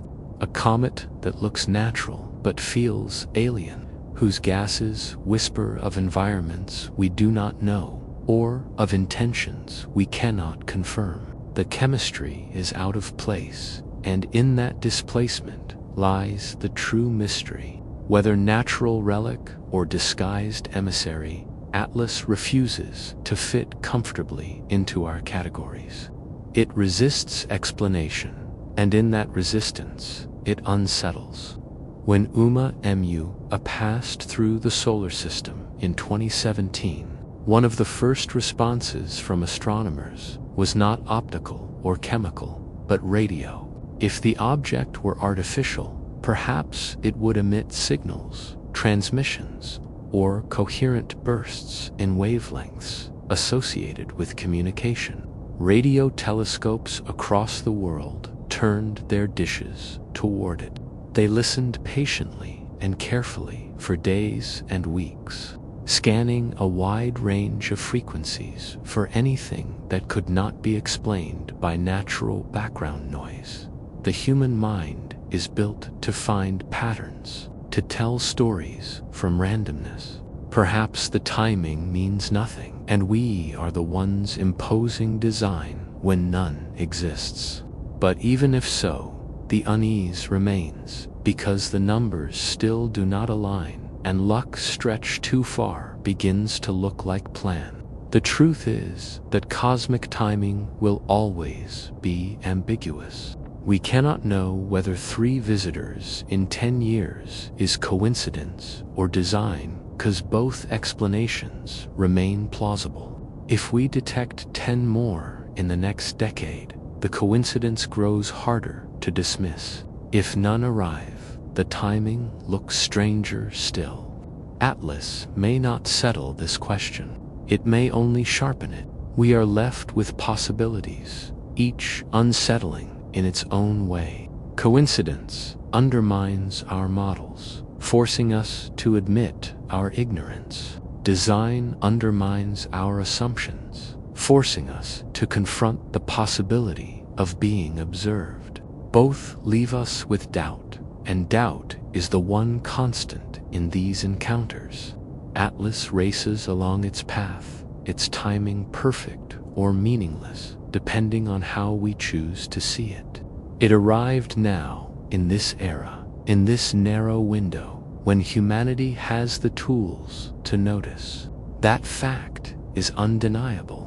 Whether it is coincidence or design remains the open question. And in that uncertainty lies the true worst case. Because if the timing is coincidence, it shows us how little we understand. And if it is design, it shows us how little control we have. The simplest explanation for 3A is that it is a comet, an icy body ejected from its home system billions of years ago, drifting through the galaxy until chance carried it near the sun. That explanation satisfies the cautious majority of scientists because it requires no extraordinary claims. Yet the anomalies linger. Its unusual chemistry, its extreme speed, its improbable survival, its ambiguous size. Taken alone, each can be dismissed as an edge case. Taken together, they invite darker speculation. One of the most unsettling ideas is that Atlas may not simply be drifting.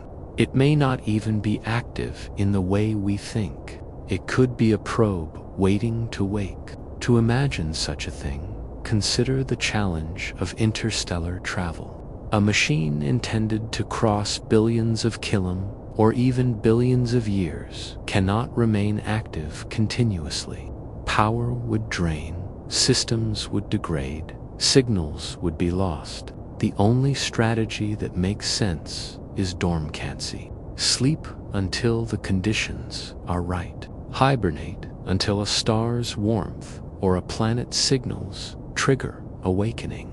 In this way, a probe could last not centuries, but eons, not light years, but galactic revolutions. Waiting to wake is not inefficiency, it is survival. What would such a probe do upon waking? The possibilities divide into 2 broad categories: observation or action. In the first, it might do nothing more than gather data, quietly recording emissions, atmospheres, or planetary signatures. In the second, it might release something smaller, something designed to land, seed, or signal. Neither outcome requires visible evidence. Both could occur unnoticed within the glare of a coma. For all our telescopes, we cannot see beneath the shroud of gas and dust. If Atlas is more than natural, its dormancy and its waking would be invisible to us. The troubling part is timing. Why now? Why here? If Atlas has been asleep for billions of years, what determines when it wakes? The simplest trigger is proximity to a star. As it approaches the sun, heat penetrates its crust. Volatiles sublimate and activity begins. To us, that looks like cometry behavior.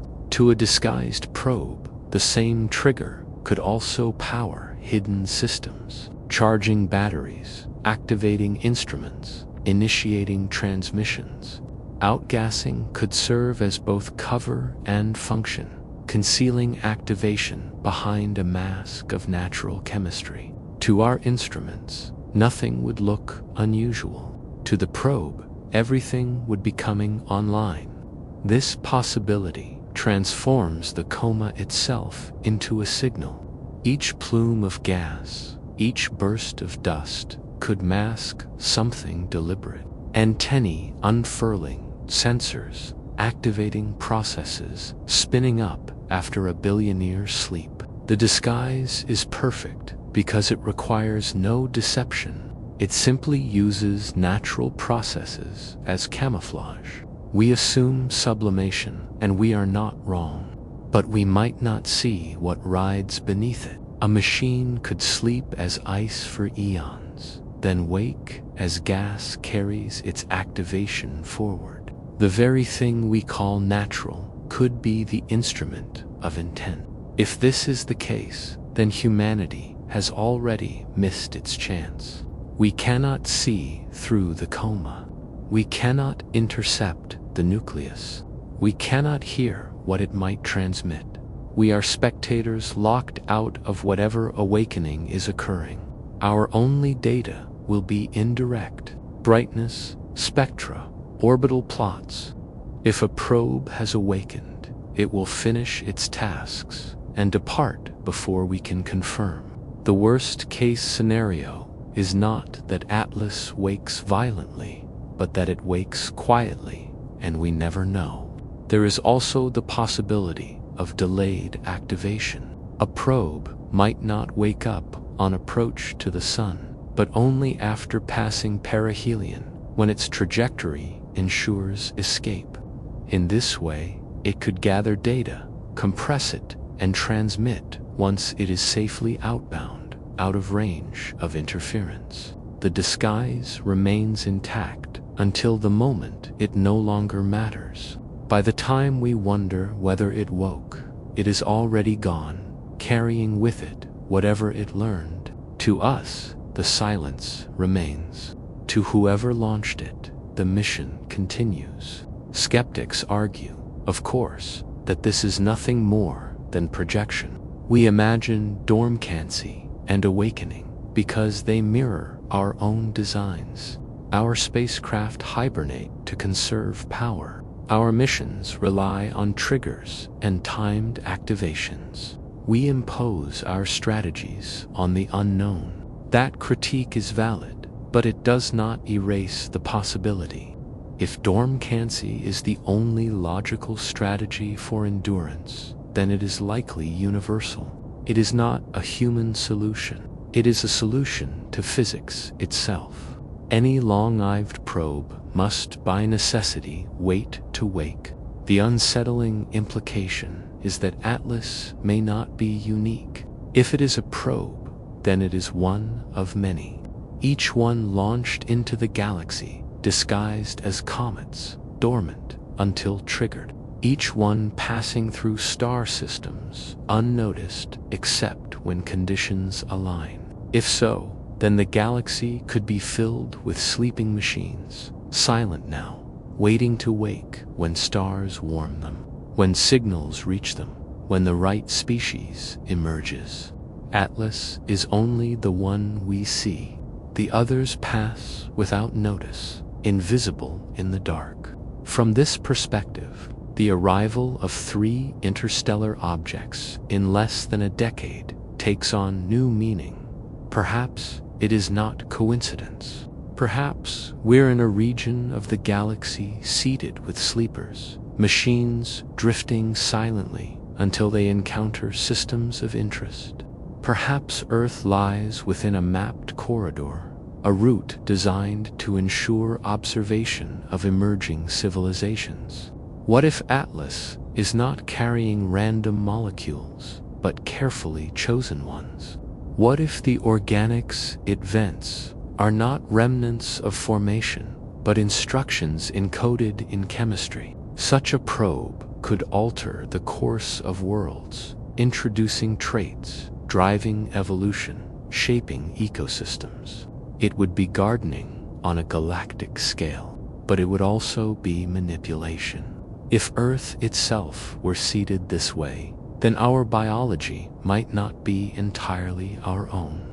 We might be products not of chance, but of an ancient program written long ago, still running through relics like Atlas. The darker version of this possibility is weaponization. Panspermia need not bring life. It could bring sterility. A probe could release chemistry that disrupts DNA, poisons atmospheres, or sterilizes surfaces. This is not far-fetched in principle. Microbial warfare exists even on Earth, where one species evolves to suppress another. On cosmic scales, such strategies could be deployed not as war, but as filtering, ensuring that emerging civilizations never advance. That young biospheres never threaten. If so, then interstellar visitors are not neutral messengers. They are enforcers. Atlas could be one of them, carrying not life, but a racer, disguised as natural, while performing a function of control. Skeptics will argue that such ideas are speculative to the point of paranoia, and they are right. There is no evidence that Atlas carries anything more than carbon dioxide and dust. Yet absence of evidence is not evidence of absence. The ambiguity remains. We cannot see inside its nucleus. We cannot intercept its payload. We cannot know whether what it vents is random or designed. We can only admit the possibility, and in that admission, the worst-case scenario takes root. Consider again the numbers. Atlas comes from the thick disk, a population older than Earth itself. If it carries biology, then it may carry biology from a time before our planet even existed. What would such biology look like? Would it resemble anything we know? Would it survive here? Or would it conflict with our own ecosystems, rewriting them in ways we cannot predict? The idea of panspermia often fills us with wonder, but it should also fill us with caution. To accept material from an object this ancient is to invite something alien into our world. And yet, perhaps, it has already happened. Comets have struck Earth countless times across its history. Impacts deliver not only destruction, but chemistry. Some argue that the ingredients for life itself arrived this way, delivered by icy messengers billions of years ago. If that is true, then panspermia is not theory. It is our origin. We are already the product of it, which raises another unsettling possibility, that panspermia is not random at all, but orchestrated, that life across the galaxy is seeded intentionally, guided along a program written not by chance, but by civilizations long gone. If so, then Atlas is not the first seeder we have encountered. It is only the latest. The worst-case scenario here is layered. If Atlas is natural, it may still carry organics that alter our understanding of life. If it is artificial, it may carry design, biology meant to seed or suppress. Either way, it confronts us with the fragility of our assumptions. We imagine life as ours alone, Earth as unique, biology as local. But Atlas reminds us that the galaxy may be far more connected and far more dangerous than we wish to believe. For humanity, the lesson is clear. We cannot assume that interstellar visitors are neutral. We cannot assume that panspermia is only blessing. We must consider the possibility of something worse. Because once an object passes through, once it vents its chemistry, once it disperses its dust, we have no defense. We cannot filter space. We cannot intercept every visitor. We are exposed. And exposure means risk, whether that risk is life's beginning or life's end. And so Atlas continues its passage, shedding carbon dioxide, glowing faintly against the night. To most, it is only a comet, another icy body burning briefly before fading. But to those who speculate, it is something more, a potential messenger, a potential threat, a potential ghost, panspermia, or something worse. We cannot know. All we can do is watch as it passes and wonder what it leaves behind. When people imagine an invasion from the stars, they picture fleets of ships, blinding lights in the sky, weapons far beyond our comprehension. The stories we tell ourselves lean towards spectacle, because spectacle is what captures fear and awe. But in reality, an invasion need not be dramatic. It need not arrive in force or in fire. It could arrive quietly, invisibly, carried inside dust grains, riding the tails of comets, spreading not through armies, but through chemistry. It could arrive as microseeds, particles too small to see, too simple to recognize, drifting down into atmospheres and oceans without resistance. If so, then silent invasions may already have taken place, not through conquest, but through the quiet persistence of biology, or something that only appears to be biology. Atlas, with its shroud of gas and dust, presents a stage for this possibility. We know that comets shed material as they approach stars, releasing plumes of volatile compounds that spread into surrounding space. The Earth itself has passed through cometary debris countless times, the particles burning as meteors in our skies, some surviving to reach the ground. If Atlas carries anything more than dust, then it too may be capable of dispersal. And if what it carries is not just chemistry, but engineered micro-seeds, then we face a form of contact we are unprepared to recognize. A microseed does not have to be alive in the way we define life. It could be self-assembling molecules, fragments that replicate under the right conditions. It could be nanostructures designed to activate when exposed to certain energies. It could be something between biology and machine, too alien for us to categorize. Our instruments would likely record them as dust or as noise, dismissing them as contamination.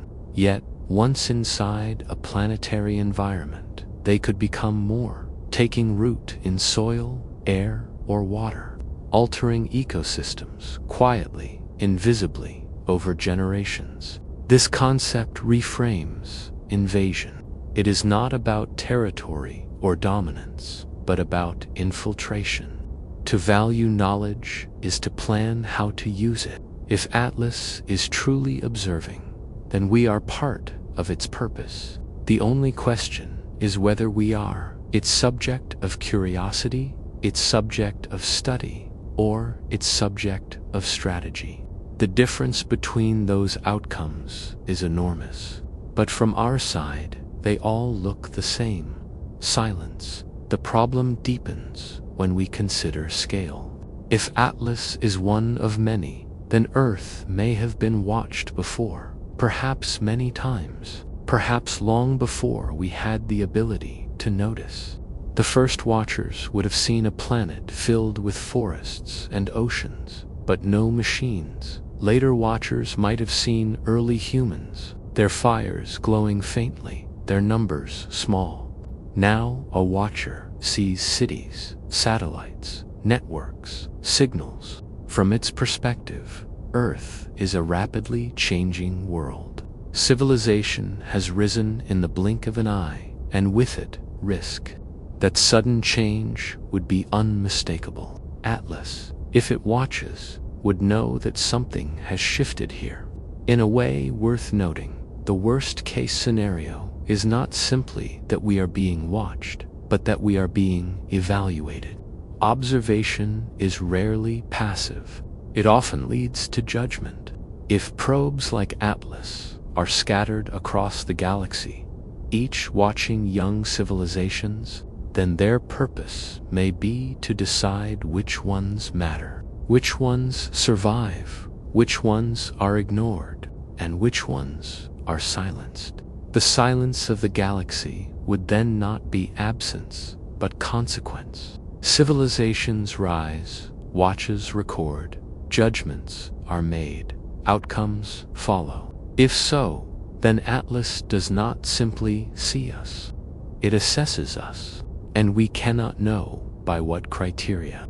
The idea that we are under surveillance changes how we must think of ourselves. We often imagine exploration as one day reaching out, becoming the watchers. But if Atlas is real, then that stage has already passed. We are not the first. We are not the explorers. We are the explored.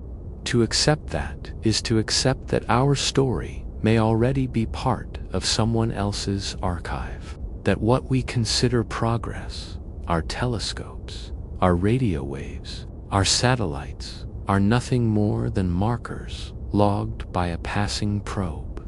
If it watches, then we're already part of a data set far older and far larger than ourselves. And what would that data set show? From the perspective of Atlas, Earth is unstable. Our atmosphere reveals rapid change. Carbon dioxide levels are climbing sharply, methane rising, ozone shifting. In a geological instant, our planet has transformed. A watcher might not see this as progress, but as crisis. It might see a species altering its environment at dangerous speed, destabilizing its climate, threatening its biosphere. To us, this is environmental concern. To an observer, it may be evidence of a species that cannot control itself. If it watches, then it may already see us as a civilization on the edge. The ambiguity here is the most haunting because we cannot know what it sees, and we cannot know how it interprets. What looks like pollution to us may look like technology to it. What looks like crisis to us may look like potential. We do not know whether it sees danger or opportunity, threat or promise.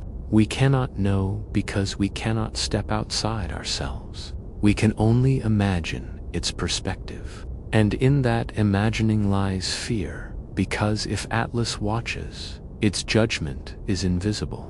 It does not announce itself. It does not tell us what it sees. It only observes silently as we reveal ourselves. The worst-case scenario is not invasion, it is irrelevance. That Atlas watches and sees us clearly, but concludes that we are unimportant. That it logs us as one of many, destined to rise briefly and fall as others have before. That our signals and our industry are not unique but typical, just another line in a record stretching back billions of years. The realization that we are ordinary in the eyes of a watcher is more unsettling than the fear of attack, because it tells us we do not matter. We are not the beginning of history. We are a footnote in a story already written. And yet, perhaps it is worse if we do matter. If Atlas sees us not as ordinary, but as a problem, a noise in a galaxy that prefers silence, then its judgment may not be passive. It may not act itself, but it may signal others or trigger systems we cannot perceive. The galaxy may enforce rules we do not know, rules we cannot break without consequence. If it watches and sees us as a violation, then our very visibility may be our undoing. The fact that we notice Atlas only now may itself be part of the sequence. First we become visible, then we are watched, then decisions are made. As Atlas arcs outward, fading into distance, we are left with this question. If it watches, what does it see? The answer is both simple and terrifying. It sees everything. It sees a living planet with industrial chemistry, radio noise, satellites, and a species that has only just begun to look outward.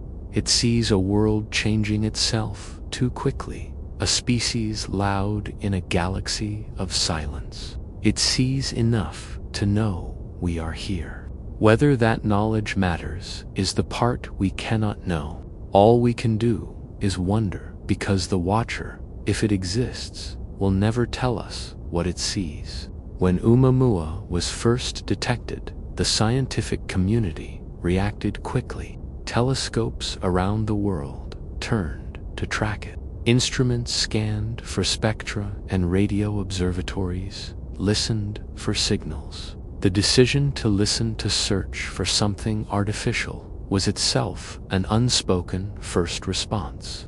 The world did not debate whether to listen. It simply did. That pattern repeated with Borisov, and again with 3 Ayalas. Each time, humanity responded with the same set of reflexes: observe, measure, analyze, explain. But beneath those reflexes lies a dilemma that grows sharper with each visitor. If one of these objects were more than natural, if one of them truly were a probe, then what should humanity's first real response be? The dilemma is not only scientific, it is civilizational. A response is never neutral, even when it feels passive.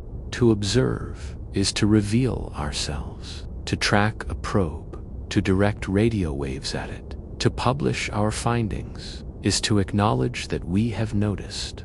If Atlas were only a comet, that acknowledgement is harmless. But if it were a watcher, a disguised emissary, then our attention is a signal in itself. That is the nature of the first response dilemma. It is not a question of what we prefer. It is a question of survival in a galaxy we do not understand. And as Atlas passes silently through our system, it leaves us not with answers, but with that question, one we must eventually face again, whether we are ready or not.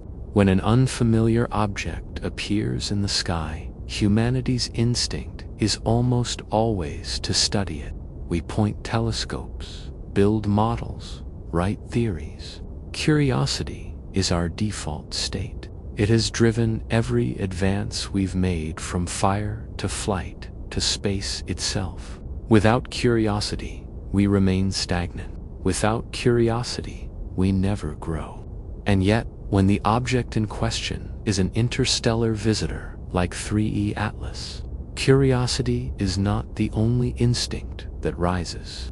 Alongside it comes another impulse, quieter, but just as old: containment, the need to shield, to defend, to hold back. These two instincts, curiosity and containment, pull against one another. And when the stakes are cosmic, the tension between them becomes a dilemma that feels almost impossible to resolve. Containment is rooted in fear, but not irrational fear. It is the recognition that the unknown can be dangerous. On Earth, when explorers carried microbes to new lands, the results were devastating. Entire populations fell to diseases they could not fight, not through malice, but through contact. History repeats this warning so many times that it has become instinctive. When faced with the unknown, there is safety and restraint. Do not touch, do not approach, do not invite risk. The logic is simple. What you do not disturb cannot harm you. If Atlas carries anything more than ice, then contact may be a danger we cannot anticipate. Containment means refusing that danger, choosing ignorance over exposure. Curiosity, however, rejects that caution. To refuse study is to refuse knowledge. To hold back is to let the greatest mysteries pass us by. Atlas is not only a comet, it is a fragment of another star system older than Earth, stranger than any sample we have ever seen.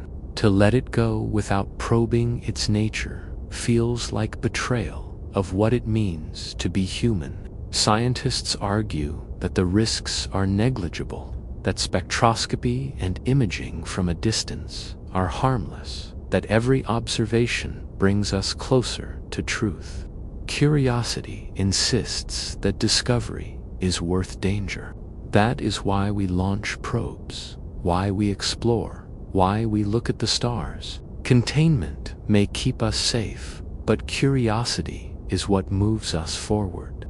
When these instincts collide, the question becomes urgent. What if Atlas is more than cometary debris? What if it is a probe, a disguise, a sleeper waiting to wake? Containment would say, do not engage, let it pass. Do not broadcast, do not intercept, do not provoke. Curiosity would say, if we do not engage, we learn nothing. We remain blind, we waste the opportunity of a lifetime. Both sides carry weight. Both sides carry risk. And the choice between them defines not just how we respond to Atlas, but how we will respond to all interstellar visitors. The dilemma sharpens when we consider humanity's history. Our greatest leaps often came when curiosity overrode fear. We crossed oceans, climbed mountains, sent rockets into orbit. Each time the risks were immense. Each time the unknown loomed. Yet, without those risks, there would be no progress. Containment would have kept us safe, but it would also have kept us small. The same pattern applies now. If Atlas is harmless, then containment leaves us ignorant. If it is dangerous, curiosity may expose us to harm. The trouble is, we cannot know which until it is too late. The worst-case scenarios exist on both sides. If we choose curiosity without caution, we may provoke or expose ourselves to risks beyond imagining. A signal sent may trigger attention. An interception may be misinterpreted. Dust analyzed may contain seeds we cannot control. Curiosity unchecked becomes vulnerability. But if we choose containment, we may miss warnings, overlook threats, or pass by opportunities to understand our place in the galaxy. We may let probes observe us without ever realizing it, surrendering knowledge to caution. Containment unchecked becomes blindness. The balance is delicate, and the consequences of leaning too far in either direction could shape our survival. This tension is amplified by our disunitiety. Humanity is not one voice, but many. Some nations may push for aggressive study, others for cautious restraint. Private groups may act independently, sending signals or launching missions regardless of consensus. Curiosity and containment are not abstract. They are divided across cultures, governments, and individuals. A probe passing through our system does not face a unified species. It faces fractured impulses, some eager, some fearful. To an observer, that division may be more revealing than our choice itself. It may show us as indecisive, conflicted, unpredictable, and unpredictability is dangerous in any encounter. The possibility that Atlas is natural complicates the dilemma further. If it is only ice and dust, then containment looks like wasted caution. If it is more, then curiosity looks reckless. But the ambiguity is permanent. We cannot resolve it with certainty. Every interstellar visitor will force us to make choices without answers. Do we study or do we shield? Do we risk knowledge or risk ignorance? The paradox is that both options feel wrong and both feel necessary. Consider the consequences. If containment dominated, humanity might adopt a policy of non-engagement with all interstellar objects, refusing active study, ignoring anomalies, letting them pass unchallenged. This would preserve safety, but at enormous cost. We would lose data that could reshape our understanding of planetary formation, of chemistry, of life itself. We would deny ourselves the chance to confirm or refute suspicions of probes. We would live in deliberate blindness, safer but smaller. Curiosity would wither, and with it the drive that defines us. Now consider the opposite. If curiosity dominated, humanity might decide to investigate every visitor, to chase them with probes, to broadcast signals, to ward them. The risks would be significant. We could expose ourselves to dangers we do not understand. Alert watchers who prefer silence provoke responses we cannot anticipate. Knowledge would expand, but so would vulnerability. Curiosity without containment could lead us into traps we do not recognize until they close. The danger is that we might not know when we have crossed the line from boldness into recklessness. The truth is that neither instinct can be abandoned. Containment and curiosity must coexist, but the balance is fragile. Every visitor forces us to weigh them again, to argue again, to decide again. Atlas is only one example, but it sharpens the dilemma. Its anomalies make it impossible to dismiss. Its ambiguity makes it impossible to resolve. We cannot contain without wondering. We cannot wonder without risking. The two are inseparable, and that is what makes the dilemma so heavy.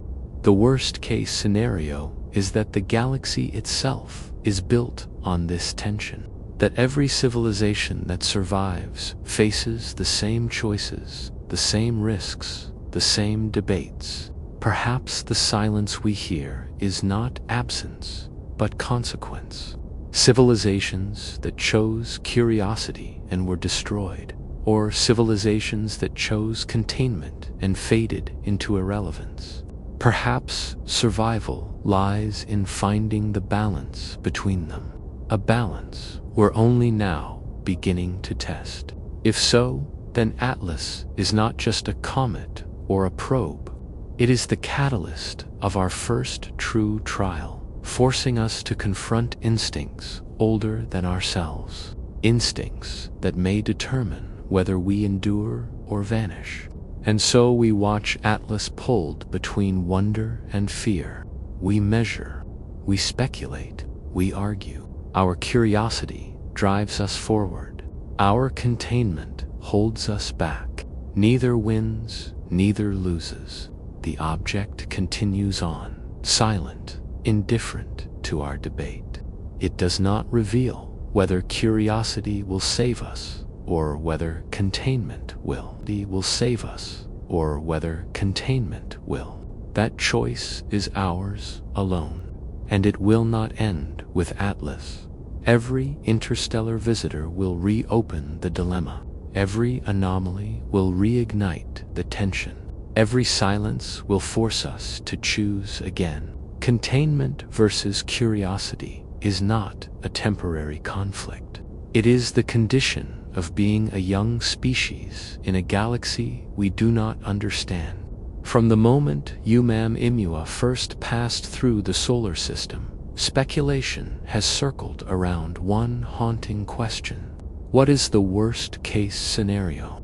Each interstellar visitor has brought us closer to that question. And with 3I Atlas, the weight of it feels heavier than ever. We ask it as though there will be a single answer, a clear and frightening outcome we can point to and prepare for. But the truth is more complicated. The worst case is not a single event. It is not invasion, destruction, or even extinction alone. It is a set of possibilities, layered and interwoven, each one unsettling in its own way, each one pointing to a universe very different from the one we want to believe in. To ask what the worst case really means is to accept that it may already be happening and that we may already be part of it. One version of the worst case is simple, that Atlas is artificial, disguised as a comet, and that it watches us even now.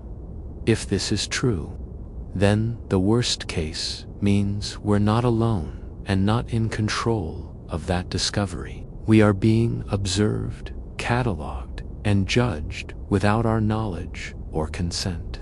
The implications stretch beyond curiosity. To be observed is to be vulnerable. It means that another intelligence already knows who we are, what our world contains, and what stage of development we have reached. In that sense, the worst case means we are already known, and knowledge is power. Another version of the worst case is darker still, that Atlas is not simply a watcher, but a mechanism of containment, that it represents the reality behind the silence of the galaxy. In this view, every civilization that emerges is noted, monitored, and perhaps limited, never allowed to expand freely, never allowed to disrupt the balance of silence. If so, then the worst case means we live not in an empty galaxy, but in a managed one. And so, as we let go of the vast story of 3I Atlas, the comet fades into the distance, leaving only silence in its trail. The storms we imagined, the shadows we walked through, and the questions we asked now soften into stillness. What remains is a sense of perspective, a reminder that life on this small blue planet is both fragile and extraordinary. The worst-case scenarios we explored tonight were not told to frighten you, but to remind you of the beauty of each passing moment. Every sunrise, every breath, every connection we share becomes more meaningful when seen against the backdrop of infinite space. The cosmos may be vast and indifferent, but within it, Earth holds warmth, memory, and meaning. So, as the night deepens, release your worries to the stars. Let the weight of fear dissolve into quiet wonder. Allow your thoughts to drift, slow and gentle, like a comet crossing the endless sky. In this moment, there is no danger, no urgency, only peace. Close your eyes and feel the rhythm of the universe as it cradles you. The story is complete, the journey is done, and the only task that remains is rest. Tomorrow will bring new light, new hope, and new possibilities. But tonight, you are safe within the stillness. This has been Earth Analyst. Until we meet again beneath the stars, sleep well and dream deeply. Dream deeply.